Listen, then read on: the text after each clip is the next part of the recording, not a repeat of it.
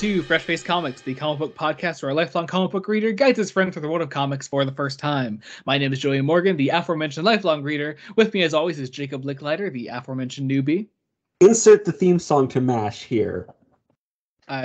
Sure. Give it a minute and I will tell you what the theme song to MASH is called, because I don't want to get the YouTube algorithm to screw with us. Oh, okay. Understood. Today we're talking about a book that is written by John Ostrander that is called Volume 2, The Nightshade Odyssey. And I mean, hey, to be fair, we do also have like a 15-second intro, so we have some leeway here. We have some leeway, yes. We have some leeway, yeah. Yes. So we're not going to be completely fucked by the algorithm. Yeah, I think it's like the first minute you have to be careful about, and we are coming up to the first minute right about now. So we're covering the Suicide Squad. Covering Suicide Squad. And what's the theme song of MASH called? Suicide is Painless. Ah, I did not know that. Anyway. It's a very melancholic, like, anti-war song, essentially. Anyway, but yeah, we're talking about the Nightshade Odyssey today. This is the second volume of John Ostrander's Suicide Squad. If you did not check out last episode, you don't have to, but it's there, and I thought it was a really great discussion. It is. Yeah, in addition to watching, in addition to reading Trial by Fire last time, you watched the 2016 Suicide Squad film. Yes. For this, you did watch the 2021 The Suicide Squad, directed by James Gunn. And so we'll be talking about that at the end of the episode as well. So be sure to stick around for that. Also, be sure to stick around to the end of the episode to find out what our next episode is. It's a standalone episode, not a block of things. So I'm very excited. I have some guesses. You do, and we will most definitely have a guest on that one. We do, and we'll have a guest on the one after it. I believe so. Yes, yeah. So guests ahoy to make up for our lack of guests in the past couple episodes. Yes. So yeah. So let's get into our non-spoiler section as always. Starting off the Nightshade Odyssey. What is this collection about? What's going on here? How does it compare to the first one? Take it away. So honestly, this is kind of a collection of two halves, right? At least in terms of focus. It's 11 issues, one of which is double length. So it's longer than the first collection. The first 6-7 issues is continuing the story of Trial by Fire, and continuing the squad, as well as specifically revealing the squad to the superhero community at large in a very interesting way. There are 3 issues in particular, one of which isn't even a Suicide Squad issue that's included here, that are completely fascinating from a storytelling perspective, from a fact that the post-crisis DC universe was really good at being interconnected in such a way that you didn't necessarily have to be following everything. Oh, absolutely. Yeah. There's a joke early on in one of the editor's notes from the editor, basically saying, "Yes, we want all of your money." Yeah. Well, which is funny because it's the Millennium crossover there. Yeah.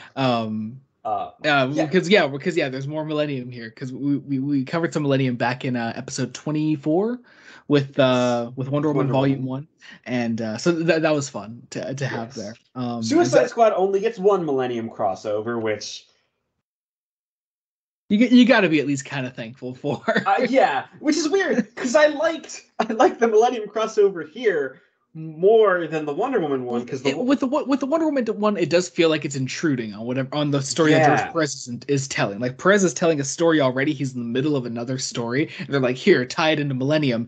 This is an actual Millennium tie-in. Like, this is a story made to be Millennium Week 4. You can cut out the Millennium references, and it wouldn't change much.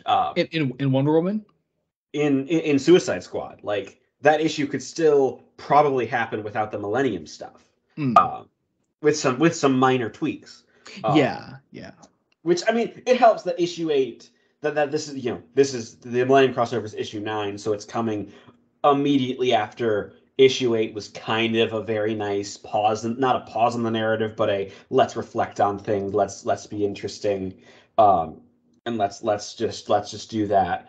Also, This collection introduces some new squad members.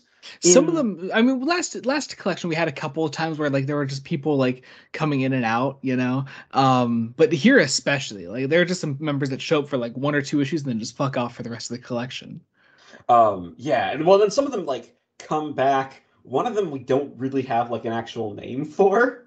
I don't know who you're talking about. Gun Lady, Duchess, like. Oh, Duchess. Okay, yeah. Well, Duchess is her name. That's it. You know, that's all you need. That's all you get. That's all you need. She's a character who I don't really understand the backstory of. I hope we can. I hope as we read more of this run, we get something to expand that out just a little tiny bit, please. That would be great. You mentioned the squad like delving into the larger DC universe here in this collection, specifically with one character, and it's a character we covered a lot of on the podcast, Batman. But like, my God, though, I love the way John Ostrander writes Batman. I'm surprised. Has Ostrander done like a Batman run? He's not a run, but he's written a couple individual issues. I think in the early 2000s he did them, and I think he did some Legends of the Dark Knight around that time. Because I think he'd be great for like. I haven't read them myself, but I imagine they're great if this is anything to go by. Yeah, he's brilliant. But yeah, so we have that. Also, we introduced some. It's not just like Batman and like more Justice League characters that we have interacting here, but we also like carry over some heroes from like outside of the league into the squad as well. We see Roy Harper at one point in here, Vixen especially, and those were characters that we haven't really read much of at all here. I think they made a few small appearances, right? Yeah, I know Roy's appeared occasionally, but not really. And then I think Vixen had maybe a one panel cameo in the Green Lantern stuff we read. Oh yeah, I think so. Yeah. But yeah, so like here like you get to know those characters, and Ostrander gives them the time they deserve because Ostrander knows what he's writing. He's writing this big ensemble book, and he uses that time to like develop all these characters at once, and it's really nice. Yeah, I love it.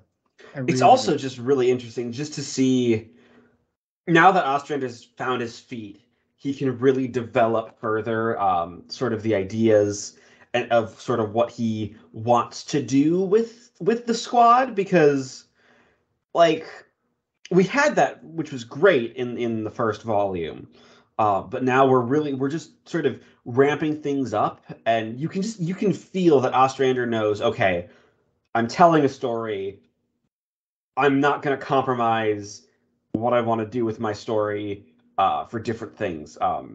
What's interesting is like he hands over the reins at one point for one of the specials to a different author, or well, technically at a couple of points. But you can really feel Ostrander even when other writers have taken on the book, right? Yeah, because he's crafted such a clear outline for what the book is, I think. Yes, and I think it works just especially well. Mm-hmm. Especially well here. Also, I think Luke McDonnell actually gets some, like, in the final issue of the collection, gets this really weird chance to shine with some weirdness for like a couple of pages. Yeah. And we go to some weird places. Like we never become like we're telling a typical superhero story. And I think that's what makes the squad work. Like this isn't supposed to be a superhero story, despite superheroes being in it. Even here more than ever. Even though I will say I had some issues with with one of the later issues in particular. It's not bad. Jacob's just nitpicky. I think it's time for some Q&A, Jacob. Yes. Our first question of today comes from Jamie at Jamie_season7. Says, "What did you make of the way it tied into the Millennium event?" Go ahead. I'm curious what you think of that. Oddly enough, really well. Like, it didn't stop the story dead. I still don't know the plot of Millennium. Yeah, but I think you get a better idea of it here than you would have in the Wonder Woman crossovers. Yeah. Yeah, definitely. Especially for like what a lot of the Millennium event did, what it tried to do with a lot of supporting characters. We'll talk about that more in spoilers. But our next question comes from Kellogg @_Kellogg. This is Katana. She's got my back. She can cut all of you in half with one sword stroke, just like mowing the lawn. I would advise not getting killed by her. Her sword traps the souls of its victims. Yes, to all of that. Yes. We don't need to talk about that movie anymore because that was last time. But may as well get the second question similar to that out of the way. Jamie @Jamie_season7 says, "What are they? Some kind of Suicide Squad?" Which is the exact same question we got last time, but whatever. Let's see. Rachel @ChelsSeashell says, of the characters who appear in the movie and the comic, which is the most comic accurate in the movie and which is the least comic accurate in the movie? I'm assuming referring to the Suicide Squad. Yes. So there actually isn't a lot of crossover between the James Gunn film and the characters that appear in this volume here. But of the ones that do, I would say probably most accurate is Rick Flag, right? Yeah. I mean, especially with what Gunn does with Rick Flag towards the end of the film. I think you really see that in some of the things he does here. Least accurate? I'm not sure. Is there a least accurate? I suppose Bloodsport, because he's clearly supposed to be Deadshot. Okay, well, Bloodsport is an actual character from the comics. Okay. Yes. But no, of the ones that appear in this collection, oh god. You know what? If we're gonna go back to the first film, Enchantress. Yeah. Oh, I got it. Weasel shows up in this. Weasel has a character in this. Weasel does not in the film. Yes. But I love Weasel all the same because he's played by Sean Gunn in the film. So and then Rachel's third question, which is the best character, whatever that means to you? I guess in this collection, who would you say is the best or most interesting character? I would probably actually have to say June Moon Enchantress, because just her continuing arc, which follows up from the first volume really, really well. Mm-hmm. We don't get as much focus on her, but she's never forgotten, right? Definitely. The internal struggle. And we leave her in the end at a very interesting place that I'm sure will be picked up on, I'm guessing fairly soon into volume 3. Yeah. A lot of characters get a really great chance to shine in this volume in particular. But I love how much these issues develop on Bronze Tiger, especially. Ooh, yes. Yeah, I think he gets a lot to do there. And you know what? We didn't. You know what? I will say who may be more comic accurate in the film than Rick Flag. Waller. Oh my god! Oh my god! Like even more so than the 2016 film. The 2016 film, she was one of the best things about that film. Oh, she is the best thing about that film. Yeah. But even in the Gunn film, even more so. She's so good. Viola Davis crushes it, but also just I love her role in that. Yeah. I'm assuming you're going to be watching Peacemaker soon. Probably.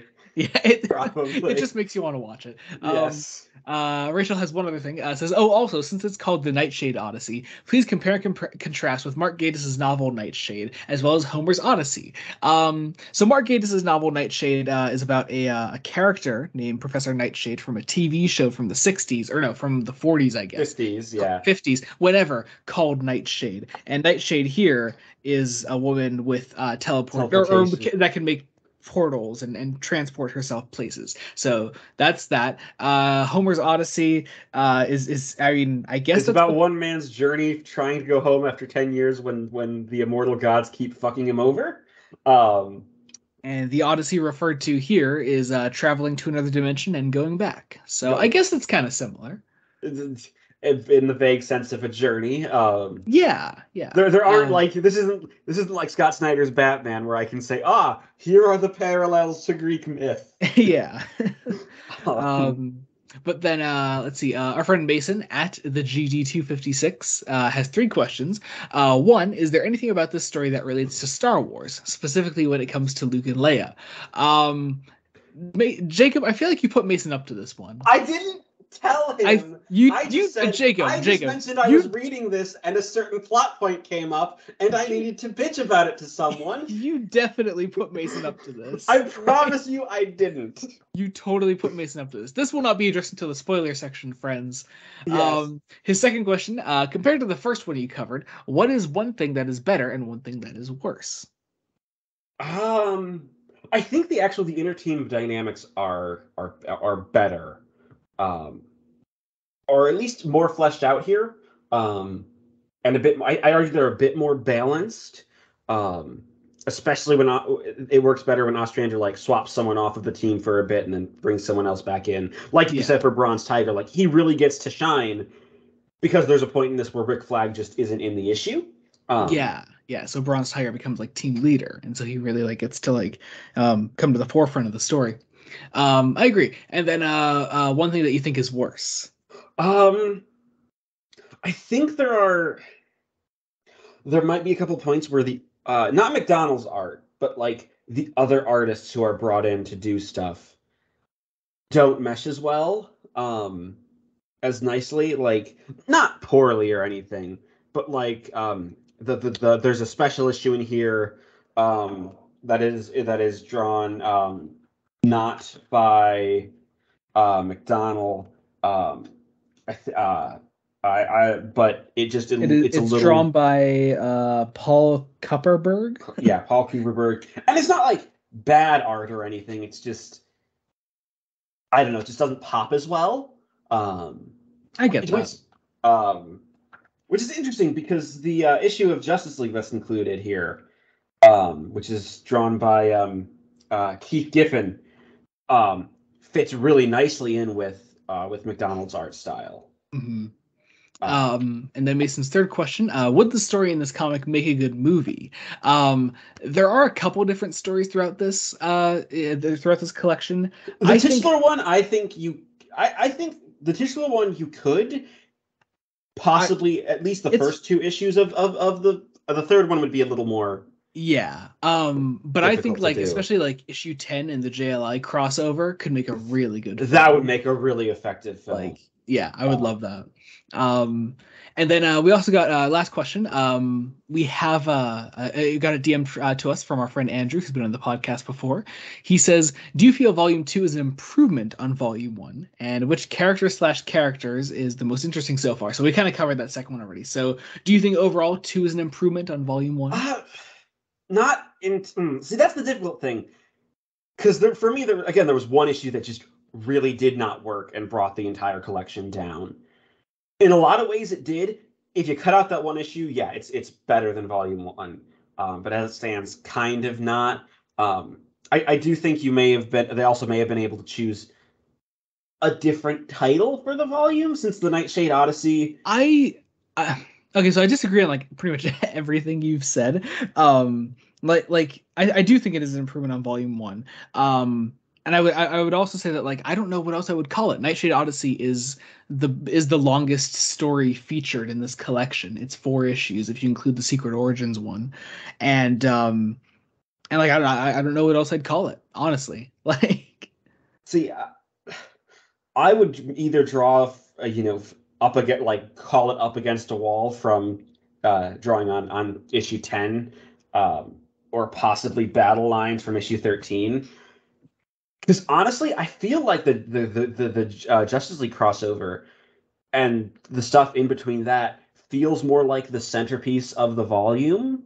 And then you also mentioned like you about like a different cutoff point. Like I can't imagine another cutoff point. Like the cutoff point would be a little like their only other option would be to like cut off these last those last like 4 issues with Nightshade Odyssey, and then you'd only have a 7-issue collection, and they clearly wanted these to be like slightly longer ones. Yes, and I mean I will say it makes sense where they ended it. Issue 16 makes sense, though it's written in a way obviously that wasn't obviously collecting in trades wasn't in mind because trades weren't really a thing. Yeah, definitely. So we lead to an ending that concludes the story fairly well, but also feels just a little abrupt. Just a little bit. It's actually we end on a very small panel, and it's it's a nice ending. It does make me want to go in and read Volume 3. Yeah. Oh, totally. Yeah. Partially because I know there's also especially when it says what are you talking about the teaser for next time? Yeah. Yeah. It's exciting. I like that they kept that in there. But anyway, and I know that a certain character shows up in Volume 3 at some point for the first time. Yes, yes, she does. Assuming that we're talking about the same. We're talking about the same character, but we won't spoil that in case. Yeah, in case you haven't read it, you know. So yeah. Anyway, but I guess that about does it for our non-spoiler section, right? Anything else to say? Yes. Well, I suppose if you haven't gone and read this, go do it. It's really good. And it honestly, it sets a bar really high for the Suicide Squad as a team that I don't know if these 2 volumes can be replicated by other authors. I'm sure Ostrander can continue to be great and probably even improve. Mm-hmm.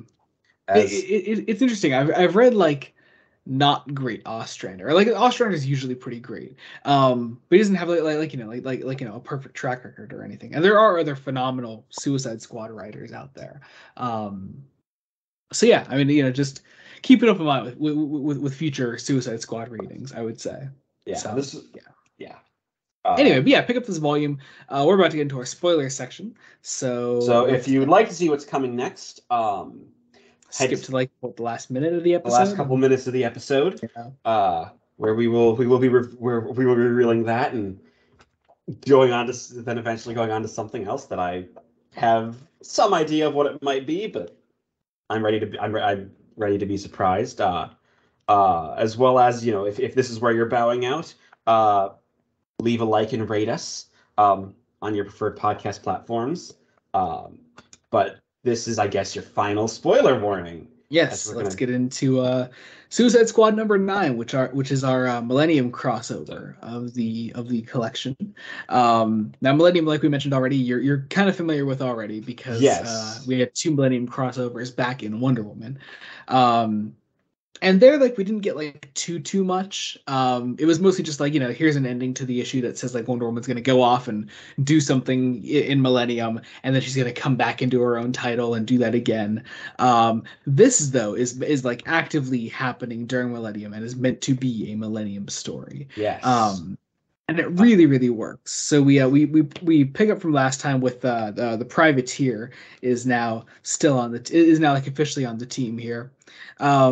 Also joining the team is Slipknot, who was in the film. Who was in the film? Who was in the film where he had a terrible fate. And it's spoilers. It's not gonna end much better for him here. Yeah.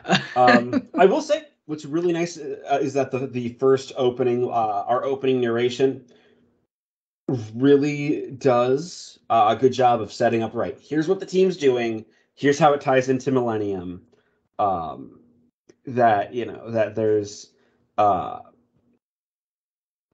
temple. It's interesting. I forget the collections of the Wonder Woman issues that we read. Did they have that little sticker there that said "Read this week's issue of Millennium" before reading this story? I don't think so. Because I have a lot of the individual issues of Millennium, and they all have that sticker in there. I wasn't sure if they cut it from the Wonder Woman one. I think they might have cut it, but it also might have been because I think the first Wonder Woman one was like Millennium Week 1. Like it was. Oh no! It's in all of them. Trust me. I have the individual issues. Yeah, like it tells you at the start of every single issue. Yeah. And Wonder Woman's were Millennium Week 1 and 5. This is Week 4. So this is in between the Wonder Woman stuff. Yes. Anyway, but yeah, so we open up here. We know what they're doing here. They're at this temple. It belongs to the Manhunters. That's just kind of fun. I like how much the Manhunters just sort of keep showing up in our readings out of nowhere. Because remember, you were really like fascinated by them when we first read Green Lantern. Yes. Anyway, but yeah, so we open up here. The squad is going into this temple. They're splitting up. We meet up with Captain Atom here. Were you familiar with Captain Atom at all? Not really. I know, wasn't he a character that DC at this point would have really just acquired, like just how they acquired, Blue Beetle, and Nightshade from that same. I believe so. Yeah, I think so. But yeah, so he was like pretty recently like becoming like a big part of the DC universe. Yeah. Yeah. And he was used a lot throughout this event in particular. Interesting, because he also has some interesting connections we learn to Nightshade. We don't find that out till the crossover though, right? Yes. Yeah. But yeah, so he shows up here. He lets them know what they're getting into pretty much. And also because it's Millennium and there's a shit ton of tie-ins, he meets up with Firestorm and they tell you to go off and read all these other issues because of course you have to. And this is the one where that editor's note comes in and says, in current issue of Captain Atom, yes, we want all your money. And I love that. I don't know. I love when editors seem just like really funny people like this. I feel like I remember reading these issues pretty early on in like my comic reading and just like falling in love with Bob Greenberger as a person.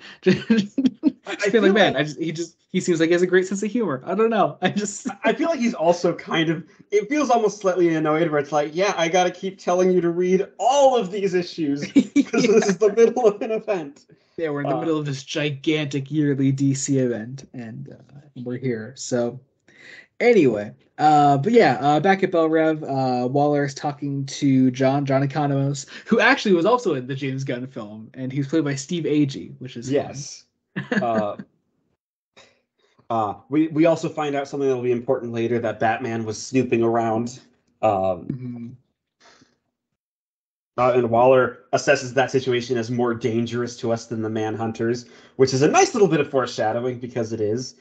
But yeah, so the squad is trudging through the swamp. They come across some Manhunters. We get some very nice action. Nice action to really show off the characters.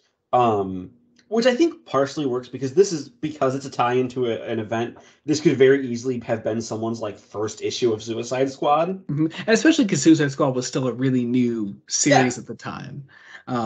Selling it like this, I think, is really smart.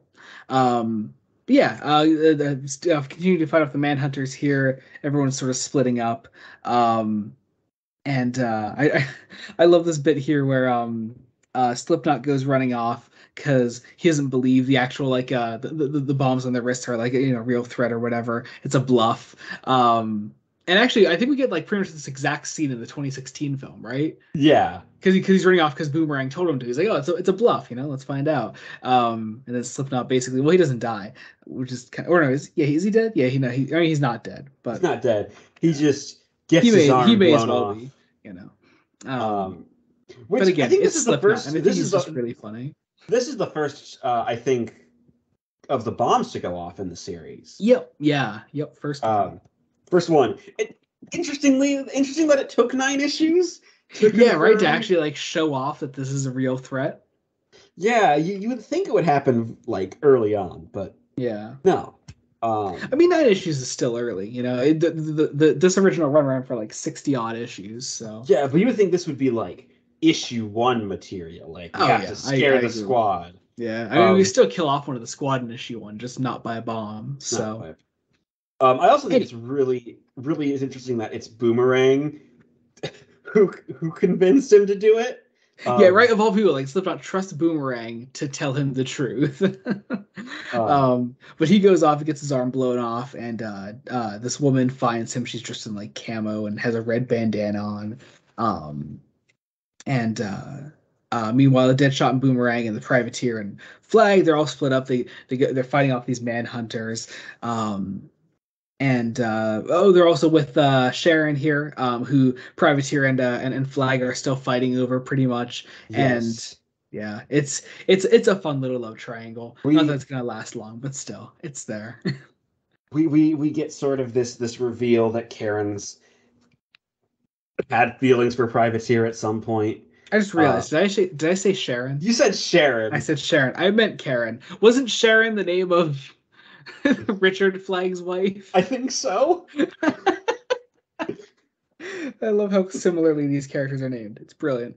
But yeah, so we then find out also that, or no, is that reveal not here yet? No, the reveal is here. Surprise! Right. She's been working for the Manhunters the whole time. So, this is something that a lot of Millennium did actually, and it was a big selling point of the event. Was that a bunch of these big supporting characters from all these titles were secretly manhunters for like years on end, and they have been for a very long time. I have because I told you I was reading the squad issues from like the individual issues way back when we were doing like volume 1 of Squad. One of the ads in there was advertising Millennium, that it was happening soon, and it was a Superman ad, and it had like Jimmy, Perry, and Lois there, and it was like, one of these three has been waiting years to destroy the universe, and it's just okay. It was a big selling point of Okay. the event, and so this is one of those big reveals coming to fruition. But this reveal is really good. If they were trying to reveal Lois, Jimmy, or Perry White, I haven't read all the tie-ins, so I don't know who it was, but I cannot wait to read them to find out who, because I'm almost done collecting all of Millennium, and then I'm going to read all the tie-ins. So yeah, just Jimmy Olsen. I would love it if it was Jimmy. But yeah, it's a tragic betrayal. But it turns out that Privateer is not actually a Manhunter agent. Yes. So he was apparently in prison when all of this occurred. And this is an utterly ridiculous twist, but it works. Oh, like, it's beautiful. Yeah, it's cheesy. It's great. I love it. Great reveal. But yeah, so yeah, Karen's working with the Manhunters. Privateer is in fact not a Manhunter, and we go on from there. Bronze Tiger and Boomerang here still fighting the Manhunters off. One of the Manhunters, I think, is the Manhunter that was that was the Privateer, right? Right. Yeah. So you have this robot calling Karen Love, which is utterly ridiculous. But yeah, the fighting doesn't go well. Karen eventually gets crushed by this like purple cart that the squad has been driving this whole time. We haven't mentioned the purple cart, but I love the purple cart. It's a bomb. It's a bomb cart. Yeah. And so Karen gets trapped under the purple cart. And she basically sacrifices herself to kill the Manhunters then, and she blows up the bomb inside the temple as the squad gets out, and that's where we end the issue. It's actually a pretty effective end, because it's really oddly somber. Yeah, like Rick is really broken up by this. We get these really quiet last 3 panels as Boomerang cracks a joke. Like it's really nice. It's so good. And just a great first issue for this collection. Like it really gets you, throws you right into it. Despite the fact that it is a tie-in, like it's very easy to follow. And it's very much a tie-in where if you just swapped out the Manhunters for random aliens, hell, it could still be the Manhunters. Why not? You just can't like throw in all the references to other things happening in Millennium, like with Captain Atom and Firestorm. Like it could still be the Manhunters. It doesn't matter, and you would still have just as effective. Which I think that's a good way to approach a tie-in to an event like this, because you can assume everyone's going to read people are reading the event. But there's always going to be at least one person who isn't. So that's something you have to take into account. And Ostrander does it really, really well. Which is a shame. It is slightly overshadowed then by issue 10. Oh yeah, which has the best cover of the collection, I think. I love issue 10's cover. It is. It just tells you exactly what you're in for, and it just gets you so excited to read it. I love it. So we open up here, and I think we're introducing the Suicide Squad's priest, which is kind of funny.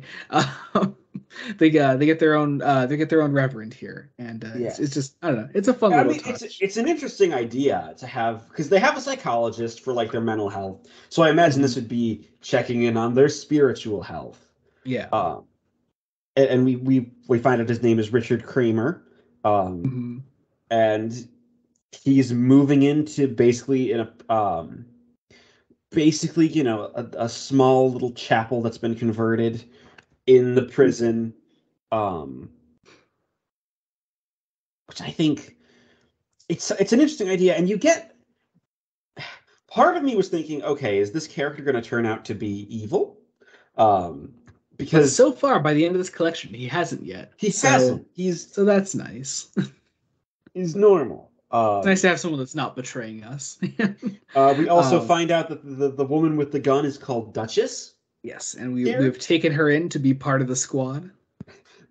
And we don't really get like any of her backstory. No, she's just there now. We just have a badass camo dressed woman with a giant gun. I'm not going to complain. You can't. But now I want this character's backstory. No, you can't complain about this. This is perfect. Like, this is exactly what this series needed. A completely unexplained character. We know everybody's backstory. We don't know hers. That's all I want. That's all you want. She just has to stay there as Duchess, who has a giant ass gun. But what's interesting is, we find out half the team is laid up in the infirmary. Karen, being the chief doctor, is dead. Mm-hmm. And Waller's kind of affected by all of this. Yeah. She's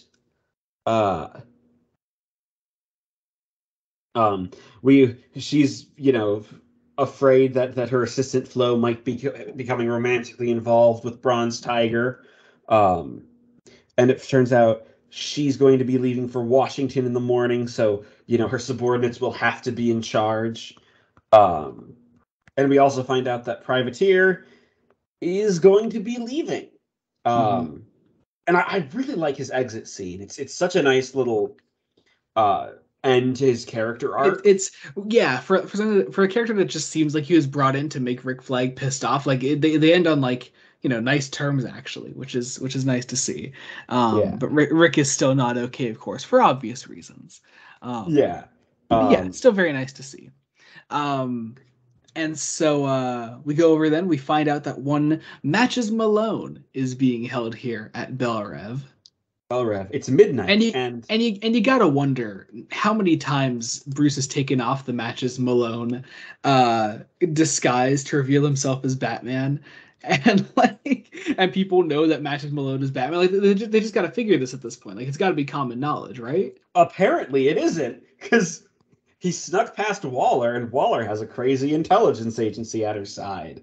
Yeah, I love just this sequence of Bruce popping out the lens of the glasses, using it to cover up the security camera. He's able to get out through that way. He takes off his disguise. He goes and gets the Batman costume. It's great. It's just I love this, and it's like almost entirely dialogueless. And you just see Matches become Batman, and Batman go into like John Economos' office and go through these files in the squad. And this is all before Waller is even aware that Batman is there. They're only alerted because he starts using a computer. And someone notices, the computer in your office is running, Mrs. Waller. And then we get this absolutely beautiful, like more than half a page panel of Batman coming at the security camera, and it's gorgeous. I love the complete silhouette that he's in, that McDonald draws him in. Like, it's brilliant. It makes him so monstrous. Yeah, it's so perfect. It's so perfect. So Waller throws together a really quick squad to try to take on Batman. Deadshot's okay with doing this because it's Batman. Yeah. It's Duchess, Flag, Deadshot, and I think that's it. Just the three of them. That's basically it, because everyone else has been injured from issue 9. Mm-hmm. Meanwhile, Batman is taking on all these prison guards here. Duchess goes at Batman then, and I want to note this bit here where he punches her in the throat and she is completely unaffected. I swear, this woman has to have superpowers, right? I just want her to remain completely unexplained. That's it. She can take on Batman. And be mostly fine, until he like throws this like gas in her mouth, physically into her mouth, and she starts hacking up along. Bruce escapes and runs right into Deadshot. And I love this page here where you see the scope of Deadshot's gun here, and Batman just like disappear from it, come up and punch Deadshot. Flag goes after Batman here. There's a nice little standoff between the two of them, and then Waller catches up with Batman, and it's these two characters finally meeting, and it's such a good moment. They act off each other exactly as you would expect. Yeah, like Waller's ready to shoot to kill. But she won't, because she knows how powerful this could be. So Waller like talks to him briefly, and does she actually like speak to him yet? Like personally? Oh, okay, that's right. Yeah. So she doesn't actually know who he is yet here. But Batman like threatens to expose the Suicide Squad to everybody, and to which Waller says, "Are you willing to kill me to keep it?" Waller says, "I won't say our secret identity isn't important to us, Batman. Just as important as yours is to you."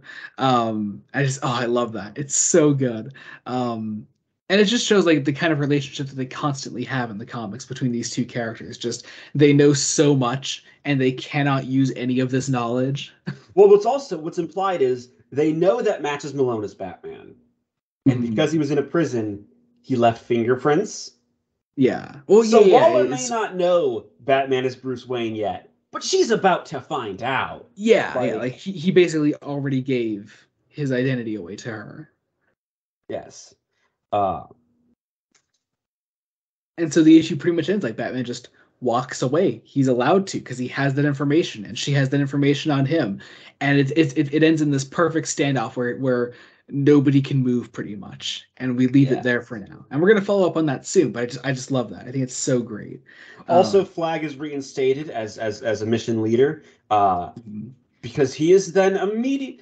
It says next Blood and Snow, which is referring to issue 11, but before issue 11, we have it is the Doom Patrol Suicide Squad special, which okay, so I think I mentioned last episode that there was an issue in this collection that I had never read before, actually. So this was the first time I had read this for this episode. So you're the fresh well, we're both fresh faces. We're both fresh faces here. But yeah, I had never read this before, so I didn't know what I was in for. It's fine. It's fine. I think this one is actually quite a bit long. Oh yeah, definitely. Like I did not want. I mean, I think it would be a lot more fun if Ostrander was allowed to write regular squad members into this. Yeah, he really isn't, and he also isn't really like the one writing this. He's just plotted it. The actual script is Paul Cooperberg, and the art is by Eric Larson, who is fine. He's good. I like him. It doesn't feel right without McDonnell. Like, that's fair. I don't know where Doom Patrol was at the time, so I don't know if he was a Doom Patrol artist. I looked it up. This was like only a couple of issues where he was on the art, Cooperberg was writing, and Grant Morrison in a couple issues was about to take over. That's pretty great. So I think also it's kind of funny actually. I sent you a picture because there were some really interesting ads that I got in the later issues of this collection because I was reading them individually. A lot of Alan Moore stuff. There was a Killing Joke ad that was really cool. A V for Vendetta one, and then a Grant Morrison Animal Man one, which is interesting. Yeah. I didn't realize they were doing both Animal Man and Doom Patrol at the exact same time. Yeah. Which is pretty crazy because they're like two of the biggest things they're known for. They're also just, kind of an insane person, and I can't wait to read something from them. But I love the cover of this. Oh, the cover is beautiful. Like I like getting this in individual issue is like is so great because it's a full fold out cover, or not even fold out cover. Like it's the front and back, and you spread it out, and it's this full thing. It's great. I don't know if you've seen it in collection. Collection, it's both pages. So they include the full thing. But also, the Rocket Reds are here that you should know from your favorite Arkham Green Lantern. Why is it whenever these things show up, the quality just kind of decreases a little bit? Look. Fuck you. Rocket Red is amazing in the JLI crossover. Yes, that is true. That I should specify the character Rocket Red, not the Rocket Reds. The character Rocket Red is amazing. Anyway, so we get into this. We can just skim through this issue, right? Yeah. So it's this crash landing. Hawk. This should be. Did you know Hawk at all? I knew that he was secretly. So the only thing I know about Hawk, right, is that there's a DC event called Armageddon 2001, where it's where Wave Rider first appeared, and he was trying to go back in time to stop an evil character called Monarch, and somehow while it was publishing, the identity of Monarch was leaked, so they switched it last minute to Hawk, even though that doesn't apparently work. So that's all I know. Oh, that's fun. I was unaware of that. All right. So Hawk is here, and Hawk is the linchpin of this story. He gets captured by the Russians or something, I think, right? Is that the story? We are in Nicaragua, I think. Yeah, Nicaragua. So this should be fucking brilliant, right? It's taking shots at the American government. And their interference in other countries' politics, something that would be in the mind of readers at the time. Mm-hmm. And then we flip over immediately to an amazingly caricatured Reagan drawing here. Yeah, it's pretty great looking. I love that. But Waller's trying to get clearance to go over here and deal with this with the Suicide Squad, but. So Flag is sent over with a whole new Suicide Squad. None of the regular members are here. And meanwhile, at the same time, going to Nicaragua is the Doom Patrol, who now I have not read many Doom Patrol comics. I mostly know them from crossing over with other titles. So I know the Doom Patrol show though. So I mostly just know Robot Man here. Yes. And you also know Robot Man. I know Robot Man. Yeah. Yes. Because he showed up in Teen Titans. However, now, unlike when I was reading Teen Titans, I can now read him with Brendan Fraser's voice in my mind, and that's. I sadly can't because I haven't seen the Doom Patrol show, he's pretty great in that. I mean, it's Brendan Fraser. He's great in anything. Yeah. Yeah. Exactly. Yeah. But yeah. So they've entered here. This issue is also very wordy. Very very. It's who. Which might be why it felt longer for me, because it was so wordy. I kind of wish I had told you ahead of time that the Thinker in the Suicide Squad was played by Peter Capaldi, so you could at least have had fun reading his voice as Peter Capaldi. As Peter Capaldi. But yeah, Thinker's here. Part of the Suicide Squad is Thinker, Weasel. What's this guy's name? Mr. 104. Which, as a chemist, just no. And who's this other one here? The lady. I'm not sure. I know they say Sai. Her name is Sai. Yeah. And you know what? I'm gonna say it.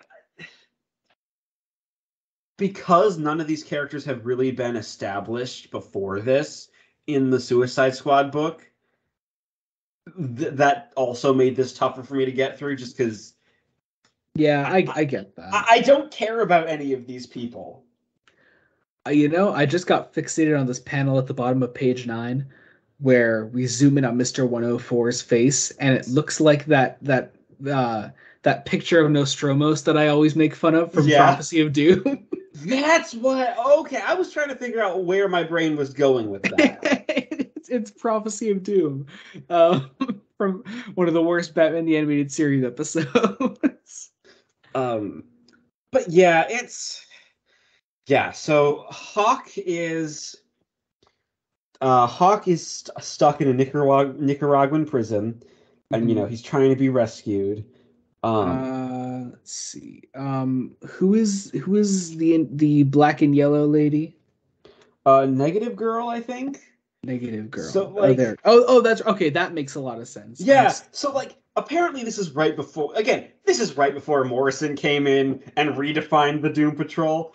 like apparently like Cooperberg's run is like standard superhero heroics, which from what I know about the Doom Patrol, that's not the Doom Patrol. Come on, that sounds wrong. Like yeah, my only experience with them involves a talking gorilla, a brain in a jar, who are two lovers, and just the insanity. Like it is insanity. It should be insanity, and this issue just doesn't play into that. Like these should be two teams that are very fun off each other, and they just don't have fun with it. I think that's why I just didn't love reading this one, because like I know you didn't like a different issue later down in this collection, but this is the weakest in the collection, I think. You know what? Maybe it's this and that other issue are the two that really just brought things down.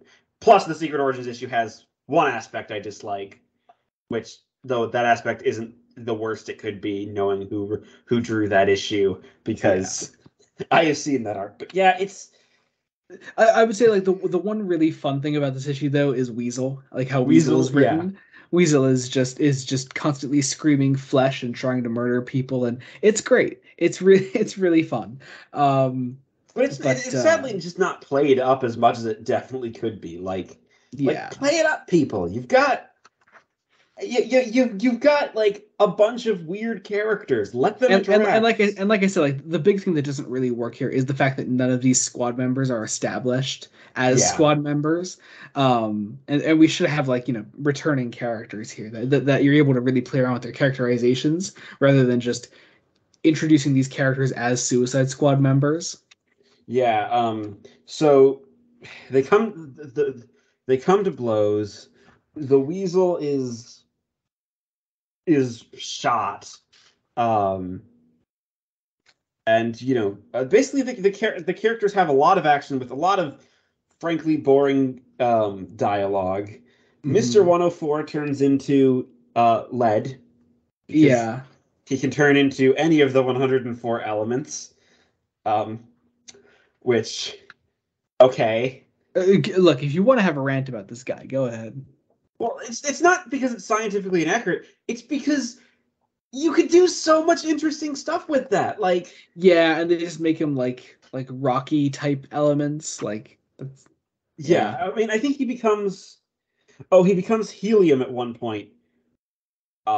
Which like cool. Yeah. Are we gonna give him more character? Probably. And like, I don't blame them for calling him Mr. 104, because at the time this was written, there were 104 known elements. That has since increased to 118. But yeah, it's weird. It's kind of it's dull. And the art. But then in the middle of all this fighting, then the Rocket Reds show up to intercept Thinker is killed. Yeah. So Rick Flag takes the Thinker's helmet and uses it. Just a lot of this is, and then the Rocket Red Brigade shows up. Yeah. Because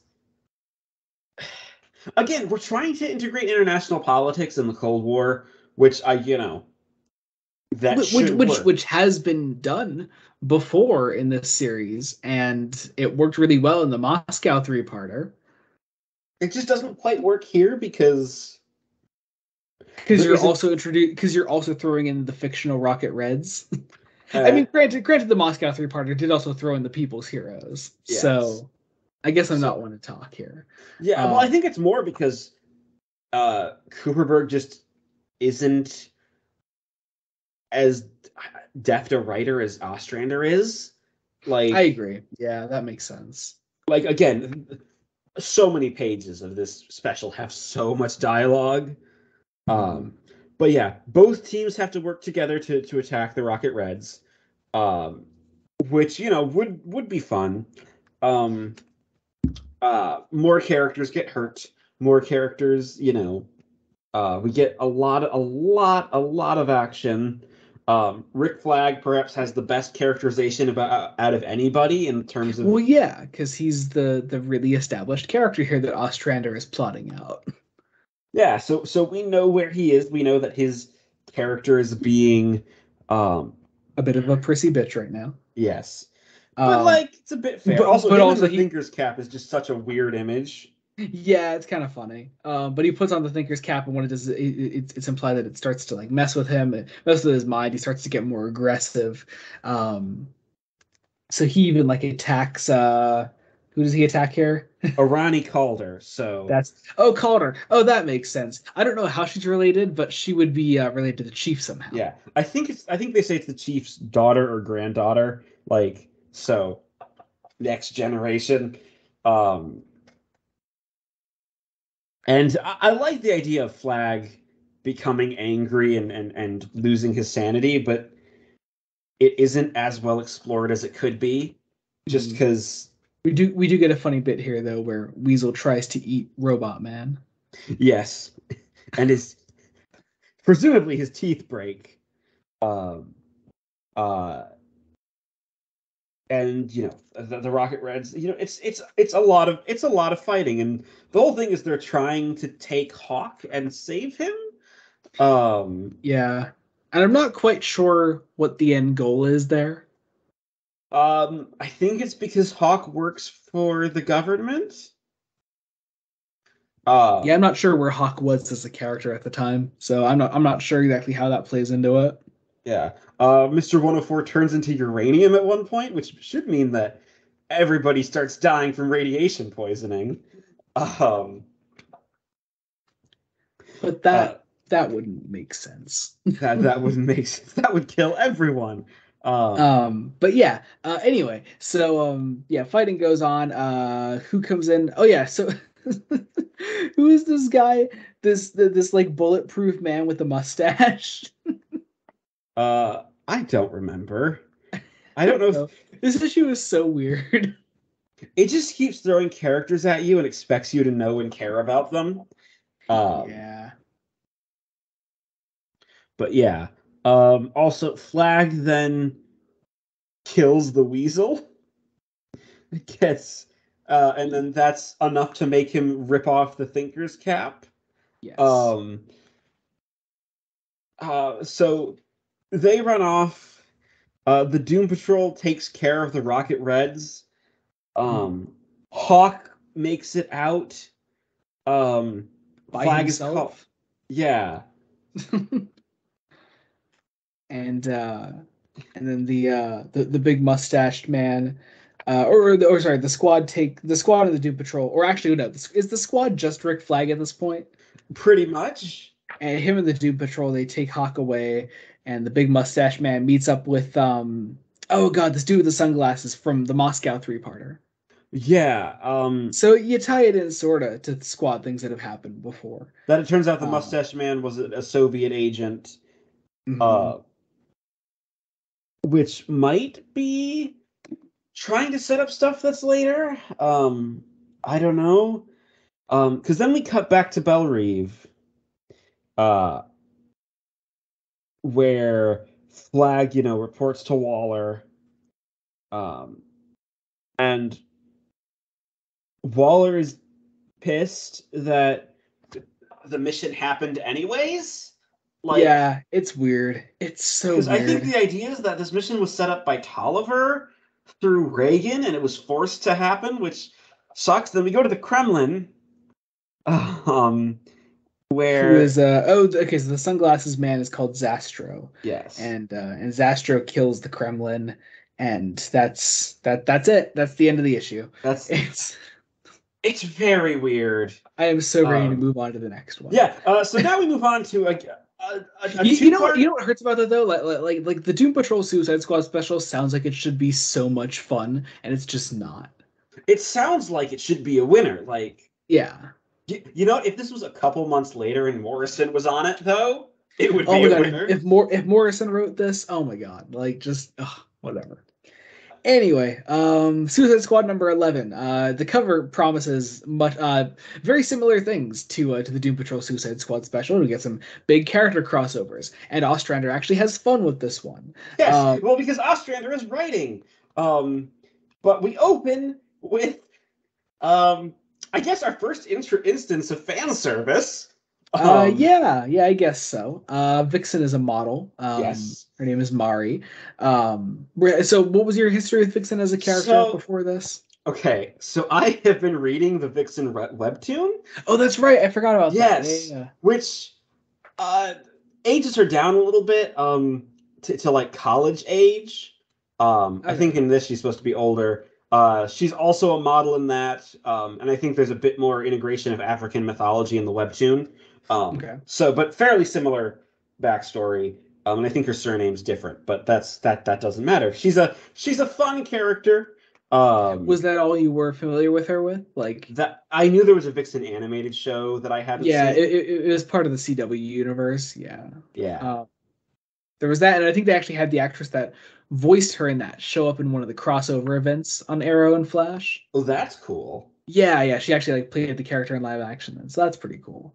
Cool, and that's all you knew? That's really all I knew. Yeah. All right, cool, nice. So going into this, yeah, so she's a model. She's hanging out with her model friends. She's doing a photo shoot. She goes underwater and comes back up and finds that all of her friends have been murdered. And it's a strong way to open. Also through all this, like she gives us some backstory about what she was doing up to this point. She was part of the JLA. Has since quit, and now she's here. So. Meanwhile, Boomerang is up to his Mirror Master shenanigans again.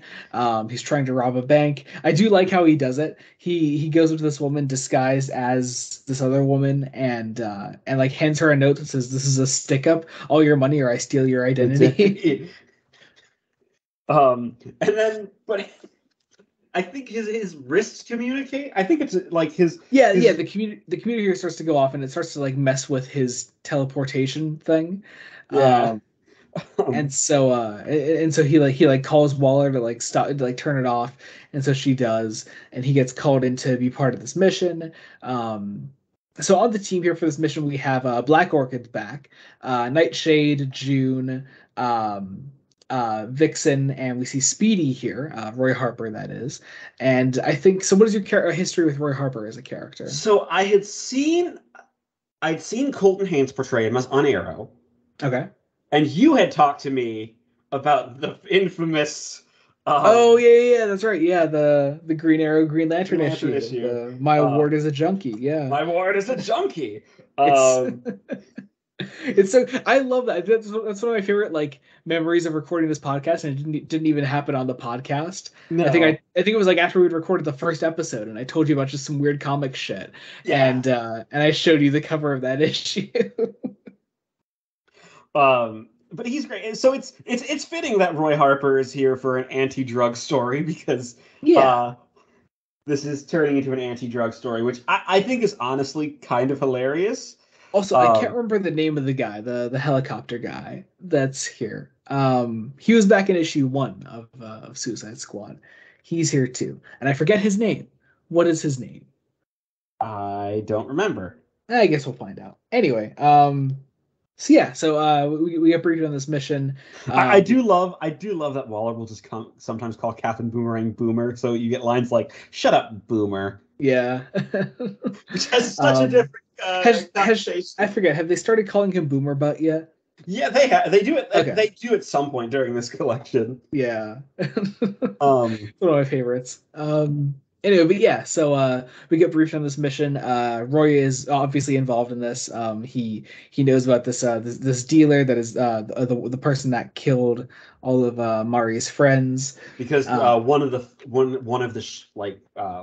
the shots apparently happened to have the drug smuggling trade like in the background. Never mind. You think these drug smugglers would pay attention to what's going on the beach around them, right? Yeah, right.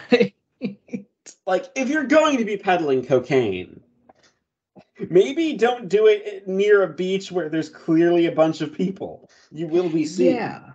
Yeah. But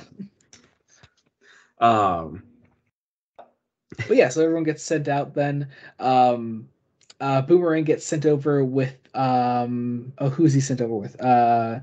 Mari, and who else is he with? Nightshade, right?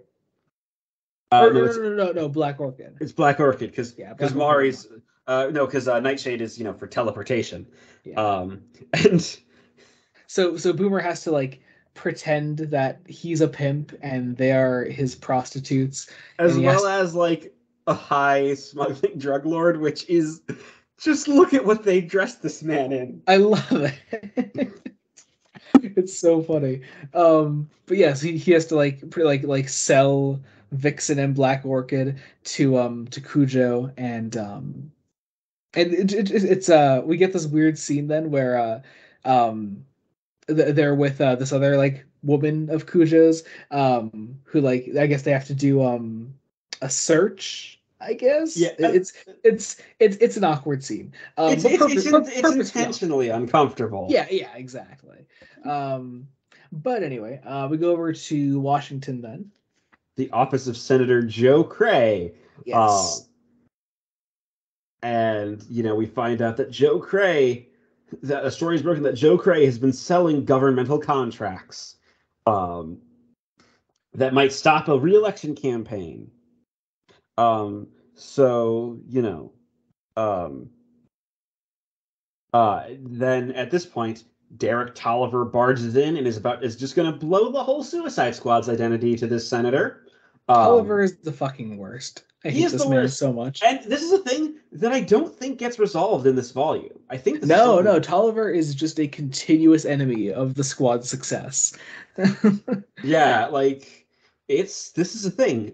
So this is clearly setting up something for later, much later, like a different episode later.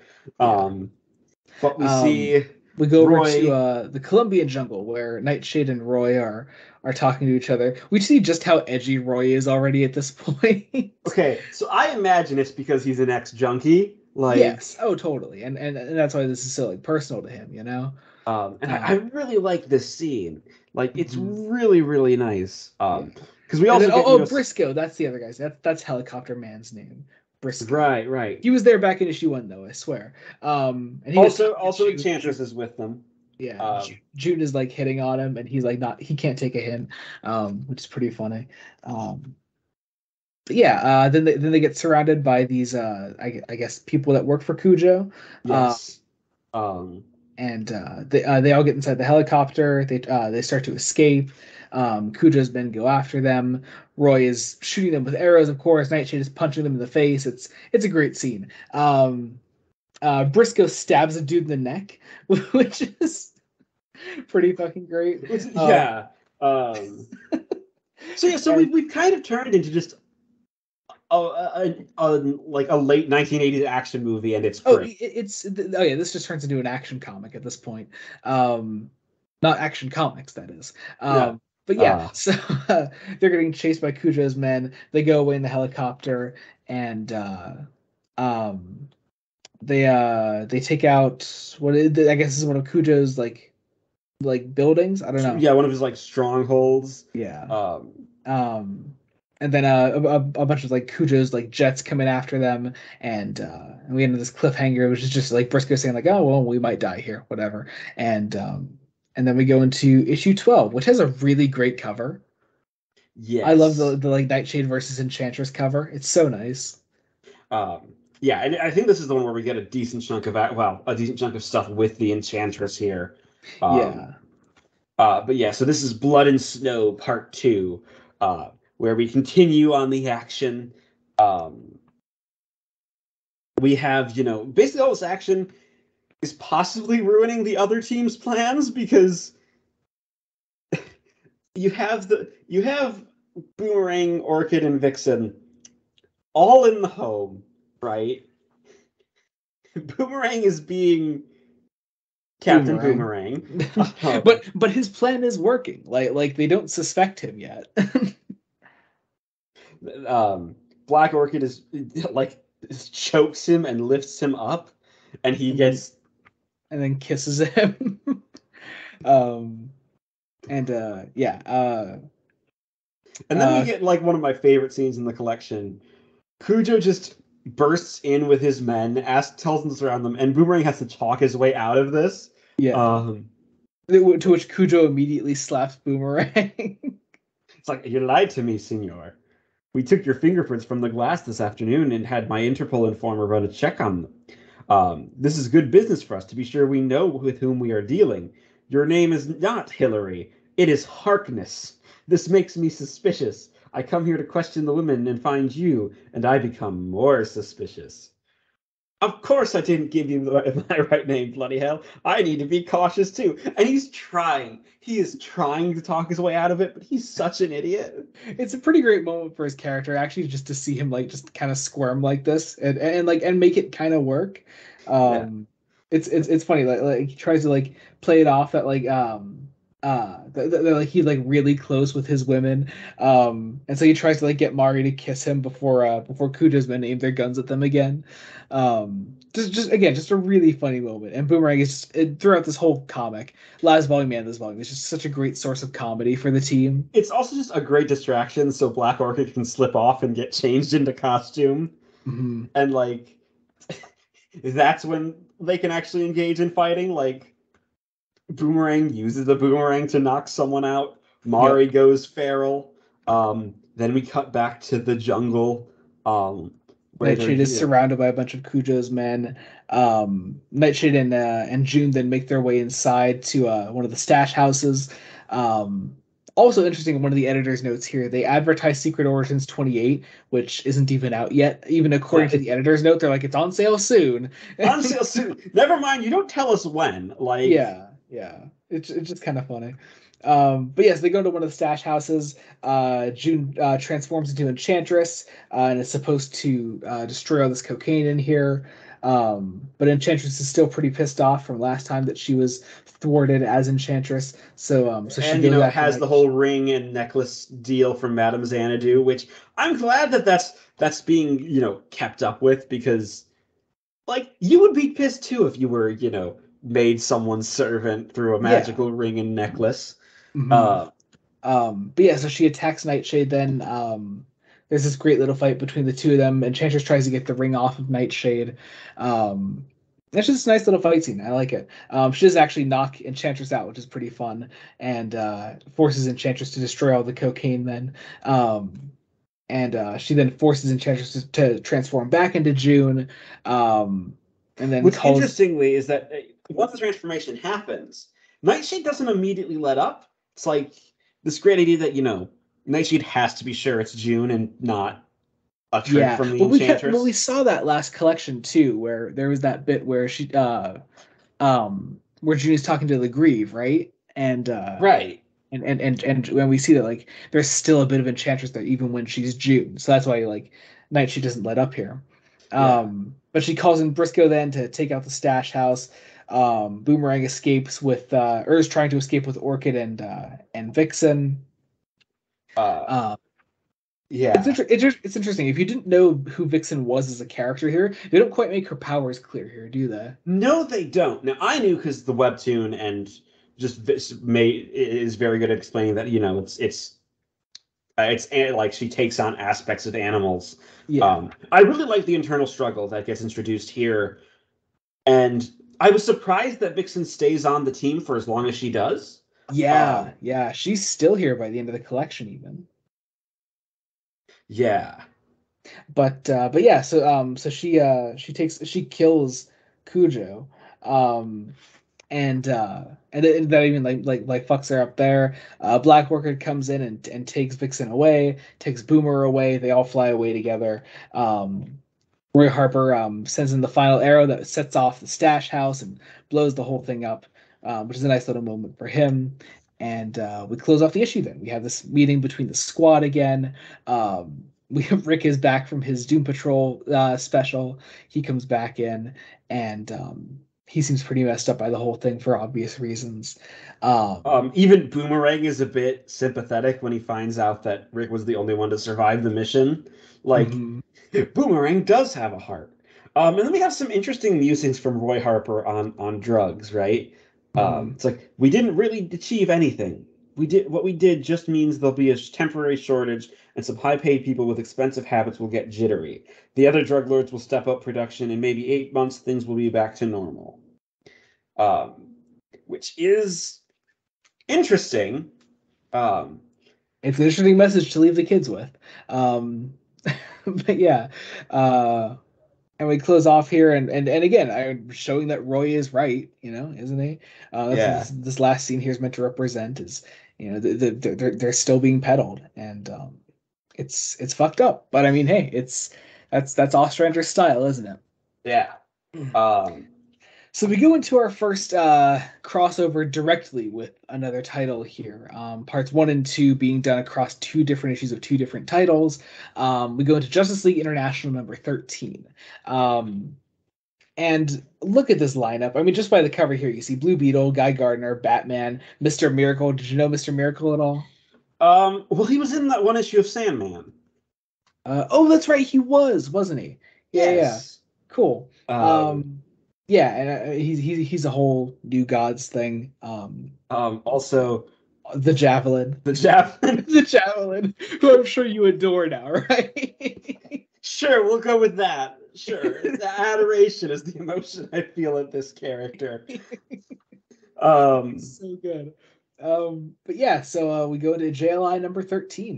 This is Collision Course. Of course. Now, interestingly, because this is a Justice League International issue, there's not too much squad in this. No, but it's very important. There's a lot of Amanda Waller, but not a lot of actual squad. We do open with one squad member. This is Nemesis still being in a Russian prison after the events of issues 5 through 7 of Suicide Squad. Which interesting that it took this long to actually address this happening, right? Like. Yeah, right. Yeah, because like they haven't even brought it up since issue 7, I think. Yeah, but it also feels like it works because it feels like you needed the at least issue 10 to have happened before this could happen.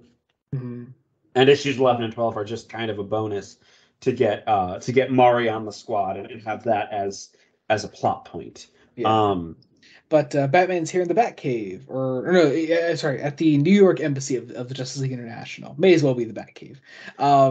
He's being talked to by Oberon here. Oberon is just kind of this pissy little old man. What's interesting is that we learn that Batman's been monitoring for over 6.5 hours. Now, I noticed that this issue came out in May 1988. So 2 months after the Killing Joke.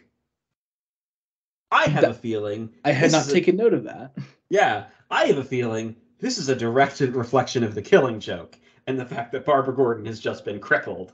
Because that's what I'm not sure if it would have been implemented quite yet, but the tone of that would have been carried over, definitely. Yeah. I mean, it was because again, with Killing Joke, it's important to remember that it wasn't initially intended to be canon. But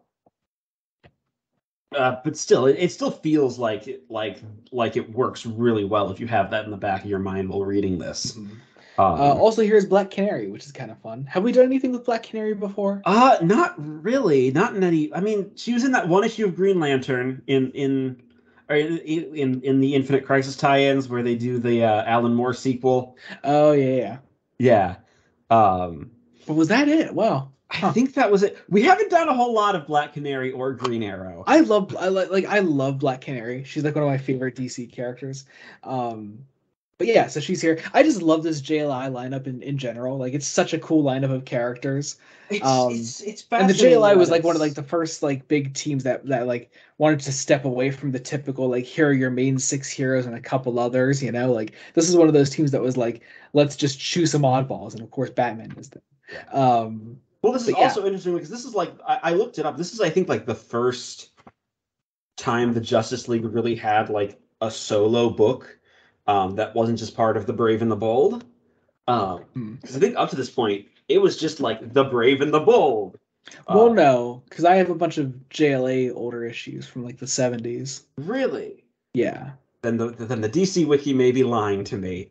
Or you may have misread something in that. That's possible. Yeah. Anyway, but meanwhile, Amanda Waller is here, yelling at Flag because Flag wants to go in and save Nemesis. she denies the mission, and Flag conspires with Eve to go in and put the squad together and do it themselves. Meanwhile, Batman is talking to Rocket Red, the character Rocket Red, who I adore. Like, he's so much fun. Did you at least like him? He was fun. I mean, I really like this. This crossover might actually be my favorite part of this volume. I agree. With issue 10, like as sort of a prologue. Yeah, totally. But yeah, it's Batman. We also didn't really comment on the writers and artists of this one. Did they even credit them here? They're credited on the cover. They erased their credits from the actual issue. Damn it. Keith Giffen and J.M. DeMatteis are the writers of JLI at the time, and J.M. DeMatteis is still writing to this day. Actually, he's very good. He was one of the big writers on Justice League Dark, actually. On that run that you love, that first run from the New 52. Yeah. So he's brilliant. He really is. Yeah, and then Keith Giffen is also doing the art, and I think Giffen's art really meshes nicely with McDonald's style. I agree. I still love the way he draws Batman. Yeah, the way he draws Batman is great. Mm-hmm. And I like that Batman is like a big thrust of this two-parter. Oh, totally. But yeah, so the squad is assembled. Flag and Nightshade have put together their squad, which is those two: Vixen, Boomerang, Deadshot, Bronze Tiger, Duchess, and Javelin. Who I don't know if they ever actually they do call him Javelin. They call him Javelin. He's in like one panel. He gets the recognition he deserves. To be clear to those listening, we're just laughing because of his role in the James Gunn film. Yes. Anyway, but yeah, they put their squad together. They're going over to Russia to go save Nemesis, of course. Meanwhile, see, we're talking with. Wait, did we actually? It's Economos. It is Economos. Okay. Yeah. Giffen draws some kind of weird. Anyway, that's on the phone with Waller. And it's like Waller is, pissed that that Flag has no authority. So then Waller calls the president. So we're continually just going on this chain of command that Flag and the squad have gone rogue to break Nemesis out. And Reagan is ready to just cancel the whole Suicide Squad thing because it's Ronald fucking Reagan. Yeah. And Giffen is almost more cruel to Reagan than Ostrander is. Because